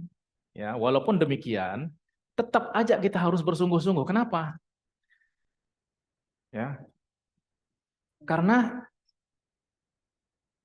Lailatul Qadar ini memang ada pada 10 malam terakhir ya. Artinya 99-98% itu ada pada malam 10 malam terakhir. Kemudian ada pada malam-malam ganjil. Tetapi di dalam riwayat-riwayat, bahkan diriwayatkan oleh Imam Bukhari juga, Rasulullah itu redaksinya apa? Fatlubuha faltamisuha fi tis'in yabqaina wa sab'in yabqaina wa khamsin yabqaina. Cari malam Lailatul Qadar itu pada 9 hari tersisa, 7 hari tersisa, 5 hari tersisa, ya, 3 hari tersisa. Baik. 9 hari tersisa, berarti malam berapa? Tinggal 9 hari kita puasa, berarti malam itu malam berapa? 21. Itu kalau Ramadan 30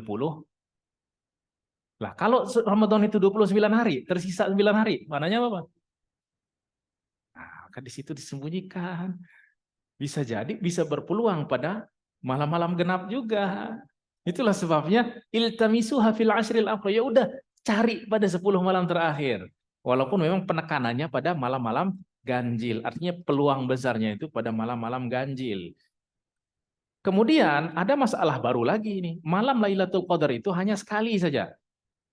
Dan diturunkan katakanlah pada malam ganjil.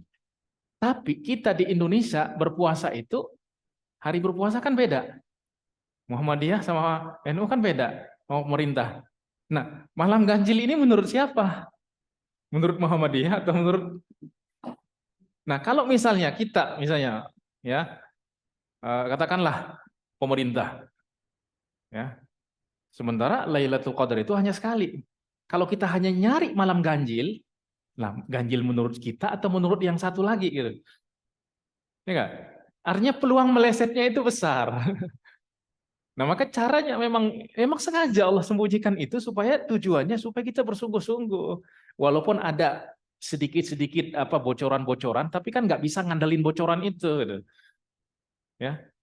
Kebetulan memang kalau kita beribadah pada malam-malam itu juga ya ada peluang, tetapi tidak sebesar kalau kita bersungguh-sungguh di dalam sepenuh paling tidak 10 hari. Tapi kalau yang paling gampang katanya untuk mendapatkan, paling mudah adalah sungguh-sungguh dari awal Ramadan sampai akhir Ramadan, nggak perlu cari-cari lagi udah. Itu pasti dapat udah. Udah nggak ada kemungkinan lagi. Nah, adapun tanda-tandanya biasanya tanda-tandanya malam itu kok terasa damai, tenang gitu, walaupun musim musim panas tapi kok adem gitu. Nah, itu di antara tanda-tandanya gitu. Ya. Dan itu akan semakin orang merasakan artinya memiliki kerohanian yang tinggi, kesucian hati itu akan semakin sinyalnya itu akan semakin ditangkap gitu. Atau di pagi hari itu kelihatan matahari itu Masya Allah itu adem sekali itu. Adem, ada kebiru-biruan sedikit cahayanya. Kenapa? Karena ketika itu malaikat itu naik sehingga cahaya matahari itu tertutup oleh cahaya malaikat gitu. Ya. Salamun, sejahtera. Ya, dan orang akan merasakan kedamaian hati yang luar biasa. Itu di antara tanda-tandanya. Nah, tetapi kalau kita enggak melihat tanda-tandanya, ya udah kita satu caranya yaitu bersungguh-sungguh. Ya, karena tujuannya ada itu aja, sungguh-sungguh. Ya, bersungguh-sungguh. Sebagaimana Allah memang menyembunyikan, ada saat-saat itu Allah membuka pintu pemberian. Ada di hari Jumat. Tapi kapan waktunya hari Jumat itu? Kan nggak disebutkan, ya nggak? Saat ijabah ada saat yang memang pasti diterima. Tapi kapan waktunya itu kan nggak dijelaskan supaya kita bersungguh-sungguh pada sepenuh hari Jumat. Kemudian inna fi ayyami dahrikum lanafahat. Sesungguhnya di 1 tahun itu ada Allah membuka pemberian besar-besaran. Fata'arradulah, maka carilah. Cari di mana? Dengan apa? Yaitu dengan bersungguh-sungguh. Artinya apa? Supaya sepanjang tahun itu kita bisa mencapai istiqomah dengan kita bersungguh-sungguh. Nah, maka disembunyikannya Lailatul Qadar ini ya supaya kita istiqomah setidaknya pada bulan Ramadan tersebut. Kalau kita bersungguh-sungguh dan ikhlas, insya Allah setelah Ramadan pun ya rohani kita itu ya seakan-akan di bulan Ramadan. Ya. Nah, jadi itu berkenaan dengan tanda-tanda. Ya. Nah, kalau kita ingin pakai patokan Imam Ghazali juga ya nggak apa-apa, tetapi sekali lagi peluang untuk melesetnya itu ada juga. Kenapa? Karena patokan 2 ganjil itu kan kita berbeda masalahnya di setiap negara. Di sini hari puasanya hari Senin misalnya, di Malaysia hari Selasa. Lah, Lailatul Qadar malam ganjil itu menurut Indonesia atau menurut Malaysia sana atau menurut NU atau Muhammadiyah, ya kan? Malam ganjil Muhammadiyah kan nggak sama dengan malam ganjil NU. Sementara yang dimaksud malam ganjil adalah menurut Allah Subhanahu wa taala. Kalau kita kan hanya beristihad. Ya, kita beristihad, ini menurut saya ini malam ganjil gitu.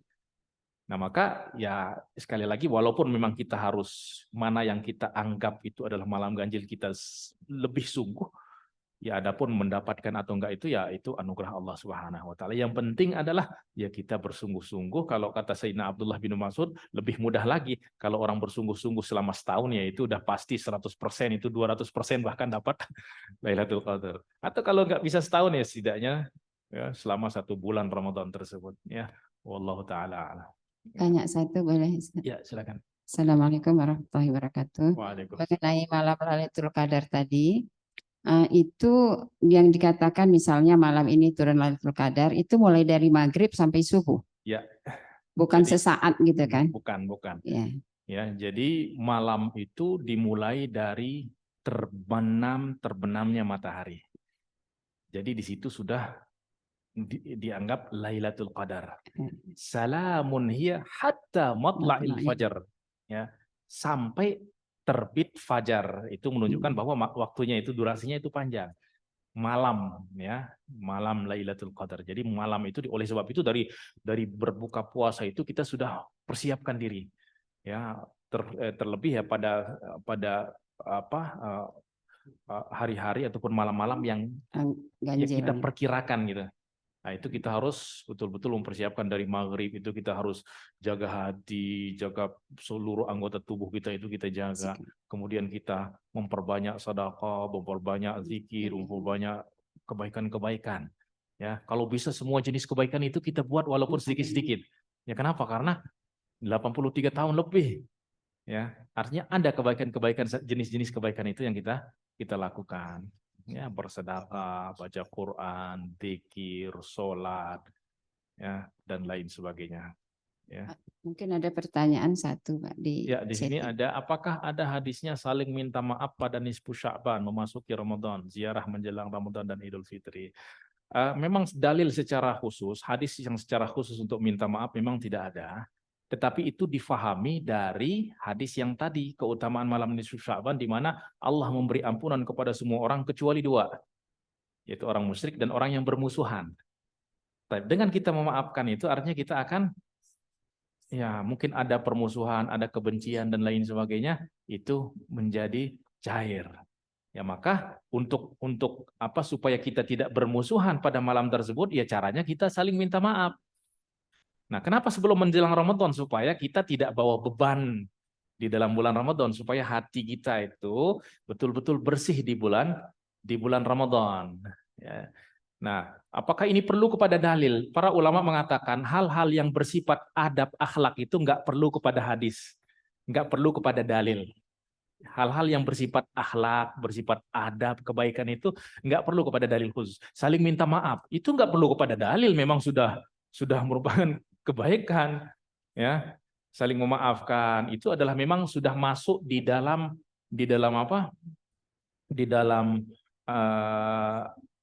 spirit Islam, saling memaafkan, ya. Maka kapanpun itu kita saling memaafkan, saling minta maaf kalau kita rasa, terlebih lagi pada momen-momen tertentu.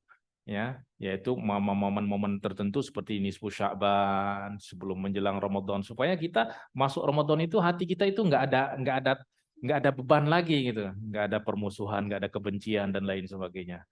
Ya, lah Idul Fitri ya sama juga supaya di situ kan memang orang itu keluar dari bulan Ramadan itu dalam keadaan kembali kepada fitrah. Ya, nah mungkin ada supaya betul-betul untuk mewujudkan kesucian tersebut ya udah kita saling memaafkan, kita saling itu. Jadi semuanya itu diambil dari spirit Islam walaupun memang tidak ada dalil secara khusus. Ya, masa ada orang mengatakan, nggak boleh saling minta maaf pada bulan Idul Fitri itu bid'ah. Kok saling minta maaf itu dikatakan bid'ah? Ya enggak. Kapanpun, dimanapun juga saling meminta maaf, saling memaafkan itu adalah kebaikan. Sekali lagi, kaidah mengatakan bahwa adab, akhlak itu enggak perlu kepada dalil khusus. Kalau itu adalah kebaikan, maka itu adalah kebaikan kapanpun dilakukan.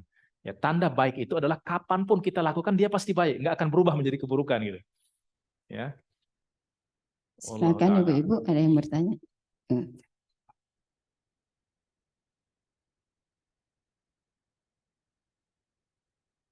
Bismillahirrahmanirrahim. Assalamualaikum warahmatullahi wabarakatuh.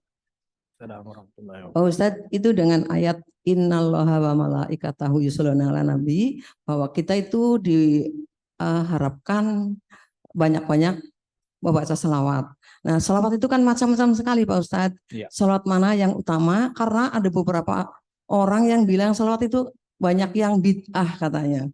Jadi saya juga kaget mana itu sering dibaca katanya kok bid'ah. Selawat narawat badriyah, nariyah itu katanya bid'ah karena bikinan manusia. Jadi saya pengen tahu selawat apa yang diutamakan apa semua selawat. Sekian, wassalamualaikum warahmatullahi wabarakatuh. Baik. Selawat, Allah perintahkan kita untuk berselawat dan bersalam. Dua perintah, selawat dan salam. Para sahabat datang kepada Rasul, ya Rasulullah, kami tahu bagaimana mengucapkan salam, bersalam kepadamu. Tapi bagaimana cara berselawat? Maka Rasulullah ajarkan, Allahumma salli ala Muhammad wa ala ali Muhammad kama shallaita ala Ibrahim wa ala ali Ibrahim wa barik ala Muhammad wa ala ali Muhammad kama barakta ala Ibrahim wa ala ali Ibrahim fil alamin innaka Hamidum Majid. Nah, itu selawat. Tapi di situ masih belum masuk salam. Nah, maka yang penting adalah selawat dan salam. Redaksinya silahkan bebas. Yang penting selawat dan salam. Itulah sebabnya para ulama bukan yang menyusun itu bukan orang-orang awam. Semua adalah para ulama, para solehin. Ya, yang mana agama itu kita ambil dari mereka. Gitu. Ya. Lah terus ada orang yang mengatakan bid'ah.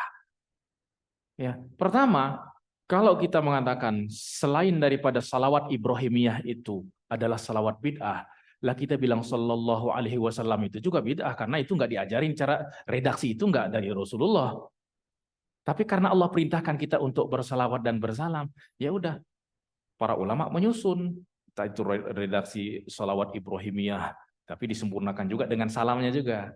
Kalau dalam tahiyat itu kan kita memang sudah bersalam assalamualaikum ayyuhan nabiyyu warahmatullahi wabarakatuh.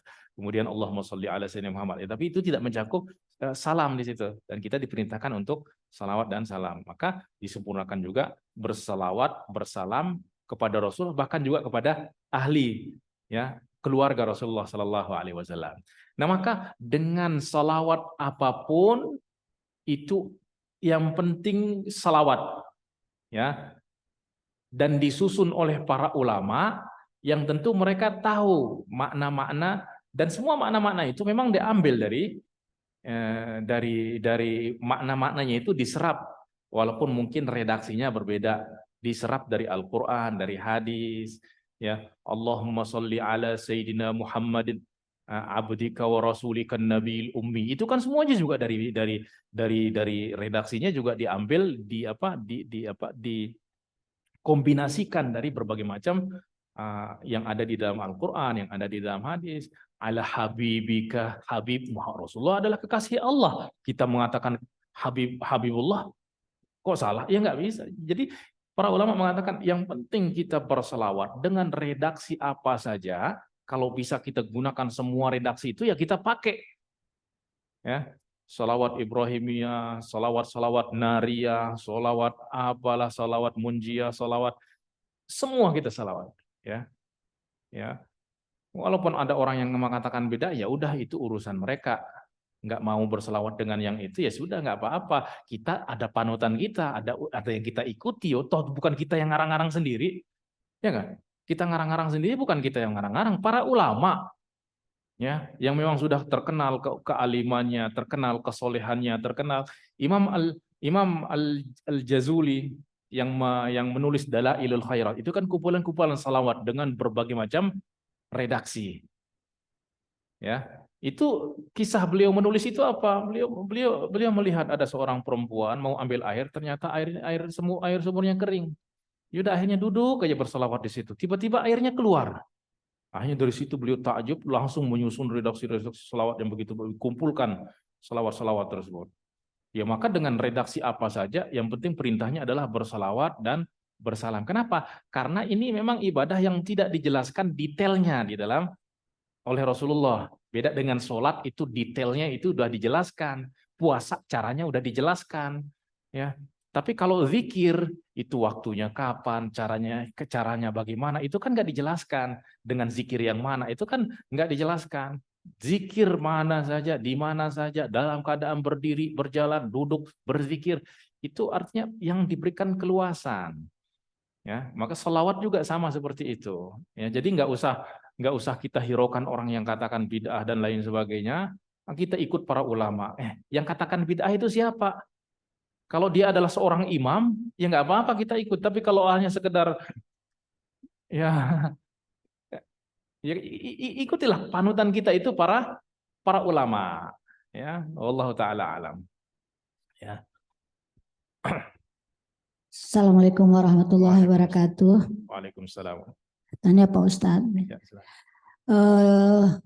Dalam bulan Ramadan itu ada pemberitahuan juga, ada dari hari pertama katanya Pak Ustadz sampai ke 10 dibuka pintu rahmat.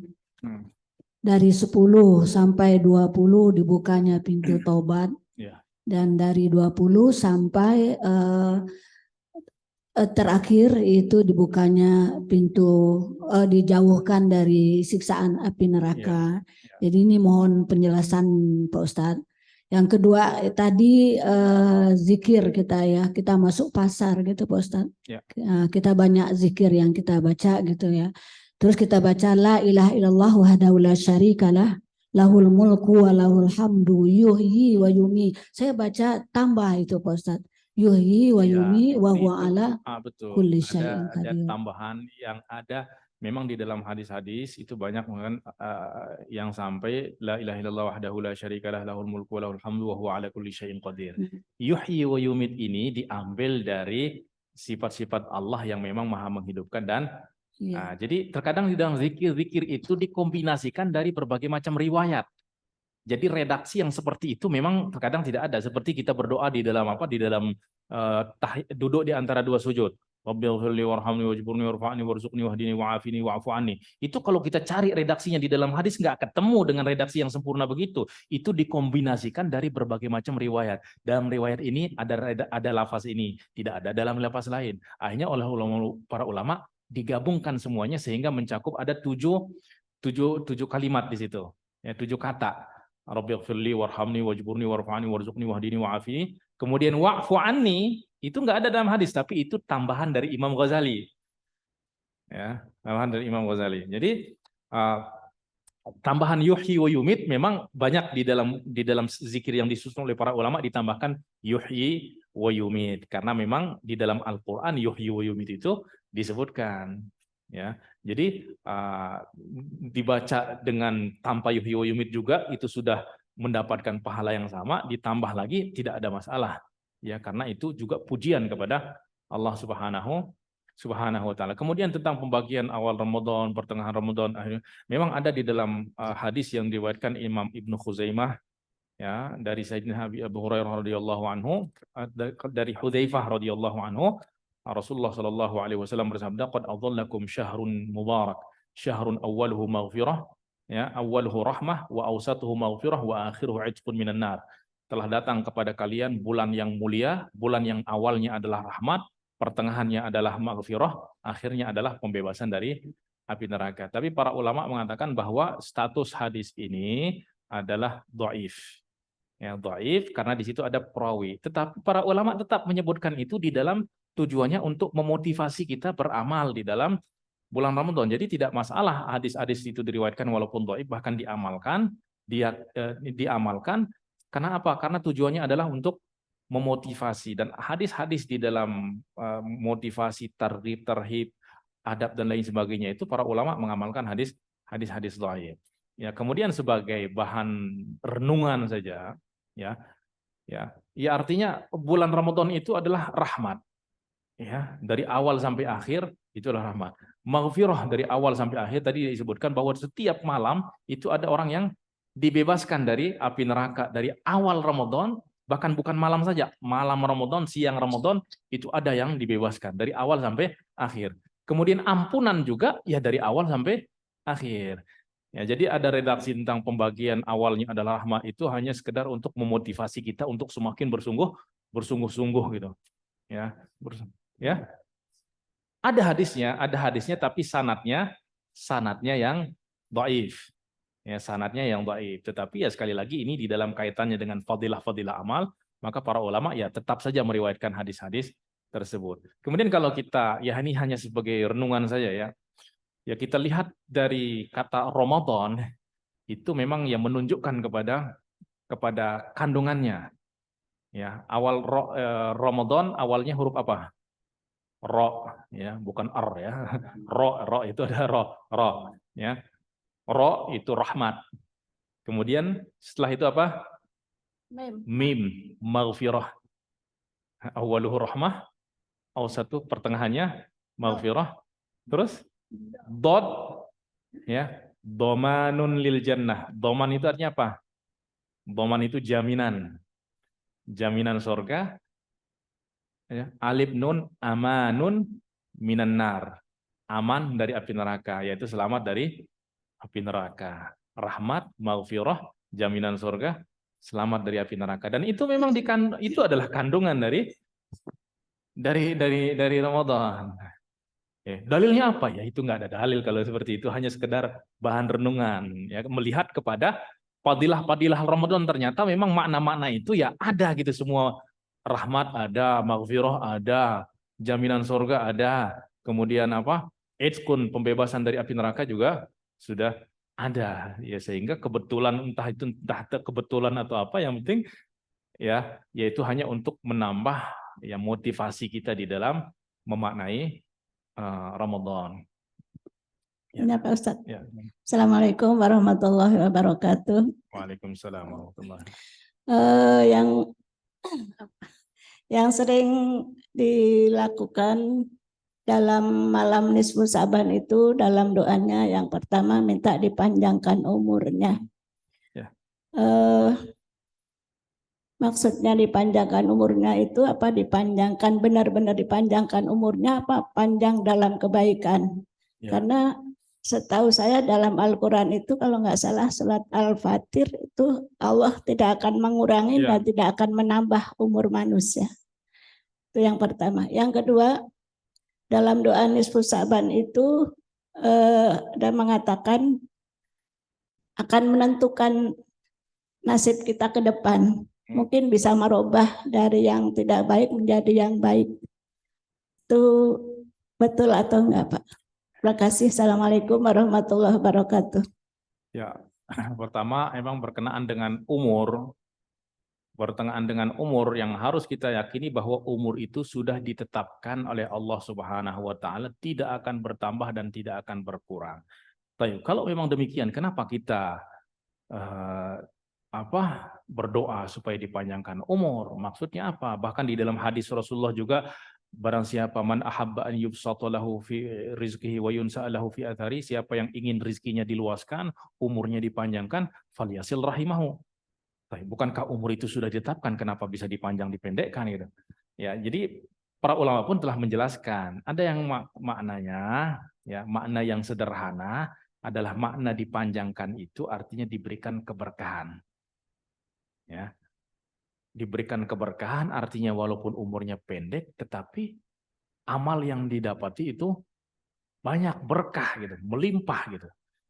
Beda dengan ada orang yang umurnya panjang tapi ya kayak sampah gitu. Nah, kita itu umur pendek ini tapi seakan-akan panjang gitu. Kenapa? Karena kebaikannya, keberkahannya tersebut. Ya, oleh sebab itu kita lihat para ulama-ulama kita itu umurnya pendek-pendek dulu tuh. Imam Nawawi yang memenuhi ilmunya seluruh dunia umurnya 40 tahun. Itu hitungan hijriyah. Kalau miladiah kan lebih pendek jadinya. Mungkin 38. Coba karangannya itu mungkin kita seumur hidup itu nggak akan bisa menulis kitab Majmu' saja itu 23 jilid itu. Belum kitab-kitab lainnya. Itu kalau kita lihat umurnya ini nggak mungkin selesai, tapi diberikan keberkahan. Jadi seakan-akan umurnya panjang gitu. Ya. Nah, jadi yang dimaksud di situ adalah keberkahan, yaitu apa? Hidup kita itu diisi dengan kebaikan-kebaikan. Ya. Kemudian kebaikan itu melimpah lagi.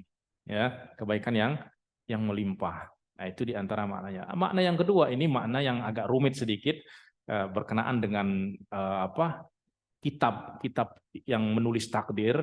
Ada kitab induk dan ada kitab yang diberikan kepada para malaikat, yang dipegang oleh para malaikat. Kitab Lauhil Mahfuz bukan, Ustaz?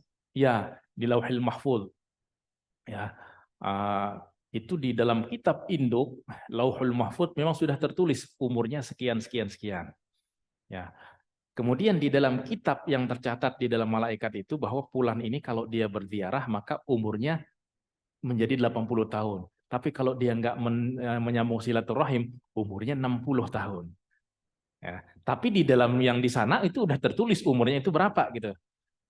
Nah maka sebenarnya ini juga intinya adalah bahwa panjang dan umur itu bukan dilihat dari bilangannya, tapi dilihat dari keberkahannya. Umur pendek tapi berkah lebih baik daripada panjang tapi nah keberkahan itu dengan apa? Dengan ketaatan-ketaatan. Oleh sebab itu kan kita berdoa, Allahumma ja'alil hayata ziyadatan li fi kulli khair. Ya Allah, jadikanlah hidup saya sebagai penambah setiap kebaikan. Waj'alil mauta rahatan li min kulli syarr. Jadilah kematian itu sebagai istirahat dari segala keburukan. Ya. Wallahu taala alam. Bismillahirrahmanirrahim. Assalamualaikum Pak Ustadz. Ingin tanya, di mana kalau di malam-malam Lailatul Qadar itu kan banyak di masjid-masjid untuk sholat malam sampai menunggu subuh. Namun kebanyakan suka ada yang ngantuk tidur gitu ya. Terus ya apa? Banyaklah yang suka tiduran apa ya. Sedangkan kita tidak tahu datangnya malam Lailatul Qadar yang sebenarnya kita ingin dapatkan ya. Itu apakah mereka misalkan mereka orang itu rajin ibadah pas malam itu tertidur ya. Karena ini kalau kita lihat di masjid suka banyak yang untuk ya mereka tiduran rebahan gitu. Itu apakah mereka meraih tidak tuh malam Lailatul Qadar? Terima kasih. Assalamualaikum warahmatullahi wabarakatuh. Ya pertama Lailatul Qadar itu akan dianugerahkan kepada orang-orang yang memang betul-betul bersungguh-sungguh. Ya, dan Allah Maha tahu siapa yang akan diberikan gitu. Ya artinya siapa yang akan diberi taufik untuk beribadah pada hari itu. Nah, itulah perlunya namanya kita istiqomah. Istiqomah itu ya artinya berusaha semaksimal mungkin untuk bersungguh-sungguh. Nah, kalau kita sudah berusaha semaksimal mungkin, kemudian ada kekurangan-kekurangan, yaitu Allah akan nggak ngelihat kepada kekurangan, tapi ngelihat kepada kesungguhan. Ya, artinya kita dituntut bukan untuk harus menghidupkan nggak tidur dari maghrib sampai subuh, enggak. Ya mengikut kepada kemampuan kita masing-masing. Jadi standar kesungguhan setiap orang tentu berbeda. Orang yang memang sudah derajatnya lebih tinggi, kesungguhannya beda. Kalau Rasulullah memang di setiap malam itu ya sholatnya itu dari sholat tarawihnya itu ya dari habis isya sampai menjelang subuh. Lah kalau kita seperti itu ya nggak bisa juga. Jadi Rasulullah sudah perintahkan kita, fattaqullaha mastata'tum, bertakwalah kalian kepada Allah ya semampu kalian. Artinya mana batas maksimal kemampuan kita? Lebih daripada itu kita nggak dituntut. Bahkan lebih daripada kemampuan kita itu nggak dibolehkan. Kalau sudah mengantuk, kita paksa diri untuk sholat juga nggak dibolehkan. Ya nggak? Ya bahkan Rasulullah pernah melihat ada tali-tali yang diikat ini di masjid, ini apa ini tali-tali katanya. Ini ya Rasulullah ada seorang perempuan, dia nggak mau tertidur waktu sholat. Akhirnya apa? Kalau dia mengantuk, dia bergelantungan di tali itu supaya nggak jatuh katanya. Saking semangatnya, kata Rasulullah, putus tali itu semuanya. Kalau ngantuk, tidur. Nanti kalau udah segar, bangun lagi. Gitu. Artinya Allah nggak membebani kita untuk sholat di ngantuk-ngantuk. Apa yang bisa kita dapatkan juga lagi ngantuk-ngantuk? Nanti jangan-jangan mau baca Al-Fatihah jadi baca qasidah lagi. Ya, jadi semampu kita. Ya, dan Allah akan melihat kesungguhan kita masing-masing. Ya, wallahu taala alam. Baik, terima kasih Ustadz dengan semua ilmu yang diberikan kepada kami. Pada kesempatan ini saya juga mewakili kita semua ya. Mohon dibukakan pintu maaf jika ada kami salah dan kurang adab menghadapi guru. Kemudian kepada Ibu Siti kami juga mengucapkan terima kasih banyak Bu yang telah memberikan kesempatan kepada kami baik sarana prasarana untuk kita dapat belajar ya Ibu-Ibu. Semoga kita semua diberi kesehatan untuk meraih bulan Ramadan ini. Untuk kegiatan sementara pengajian kita tutup, nanti kita kami kasih kabar di grup kapan kita mau mulai pengajian lagi. Dan untuk kegiatan Ramadan di masjid ini, insya Allah kami seperti tahun lalu merencanakan ada tadarus mulai jam 9 pagi. Nanti kita juga belum rapat ya Bu. Nanti dibagi kelompok-kelompok seperti tahun lalu, ada yang menghatamkan begitu. Tarawih biasa. Kemudian 10 malam terakhir juga kami rencanakan ada Qiyamul Lail mulai jam 2 malam sampai subuh. Mungkin ibu-ibu juga bisa gabung di sini. Nah, mungkin itu aja. Dan saya akhiri dengan wabillahi hidayah. Wassalamualaikum warahmatullahi wabarakatuh. Waalaikumsalam warahmatullahi wabarakatuh. Baik, kita Doa. tutup dengan doa. Bismillahirrahmanirrahim. Alhamdulillah hamdan katsiran thayyiban mubarakan fih. Ya Rabbana lakal hamdu kama yanbaghi li jalali wajhika wa 'azimi sultanik. Allahumma salli ala sayyidina Muhammadin abdika wa rasulika an-nabiyil ummi wa ala alihi wa sahbihi wa sallim tasliman katsira.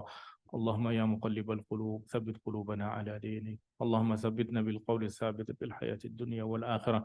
اللهم بارك لنا في شعبان وبلغنا رمضان اللهم بارك لنا في شعبان وبلغنا رمضان اللهم بارك لنا في أعمارنا وفي أعمالنا وفي أموالنا وفي أهلنا وفي حياتنا اللهم اغفر لنا وتب علينا إنك أنت التواب الرحيم ربنا اغفر لنا ذنوبنا ولوالدينا وارحمهم كما ربونا صغارا اللهم ربنا تقبل منا إنك أنت السميع العليم وتب علينا إنك أنت التواب الرحيم اللهم وفقنا لما تحب وترضى اللهم وفقنا للقيام برمضان بحق قيامه بحقه يا الله ربنا اغفر لنا وتب علينا إنك أنت التواب الرحيم ربنا ظلمنا أنفسنا وإن لم تغفر لنا وترحمنا لنكونن من الخاسرين ربنا آتنا في الدنيا حسنة وفي الآخرة حسنة وقنا عذاب النار وصلى الله على سيدنا محمد وعلى آله وصحبه وسلم وسبحان ربك رب العزة عما يصفون وسلام على المرسلين والحمد لله رب العالمين سبحانك اللهم وبحمدك نشهد أن لا Baik ibu-ibu, barangkali kita bersalaman yang itu ya. Silakan Ibu Bu Siti maju.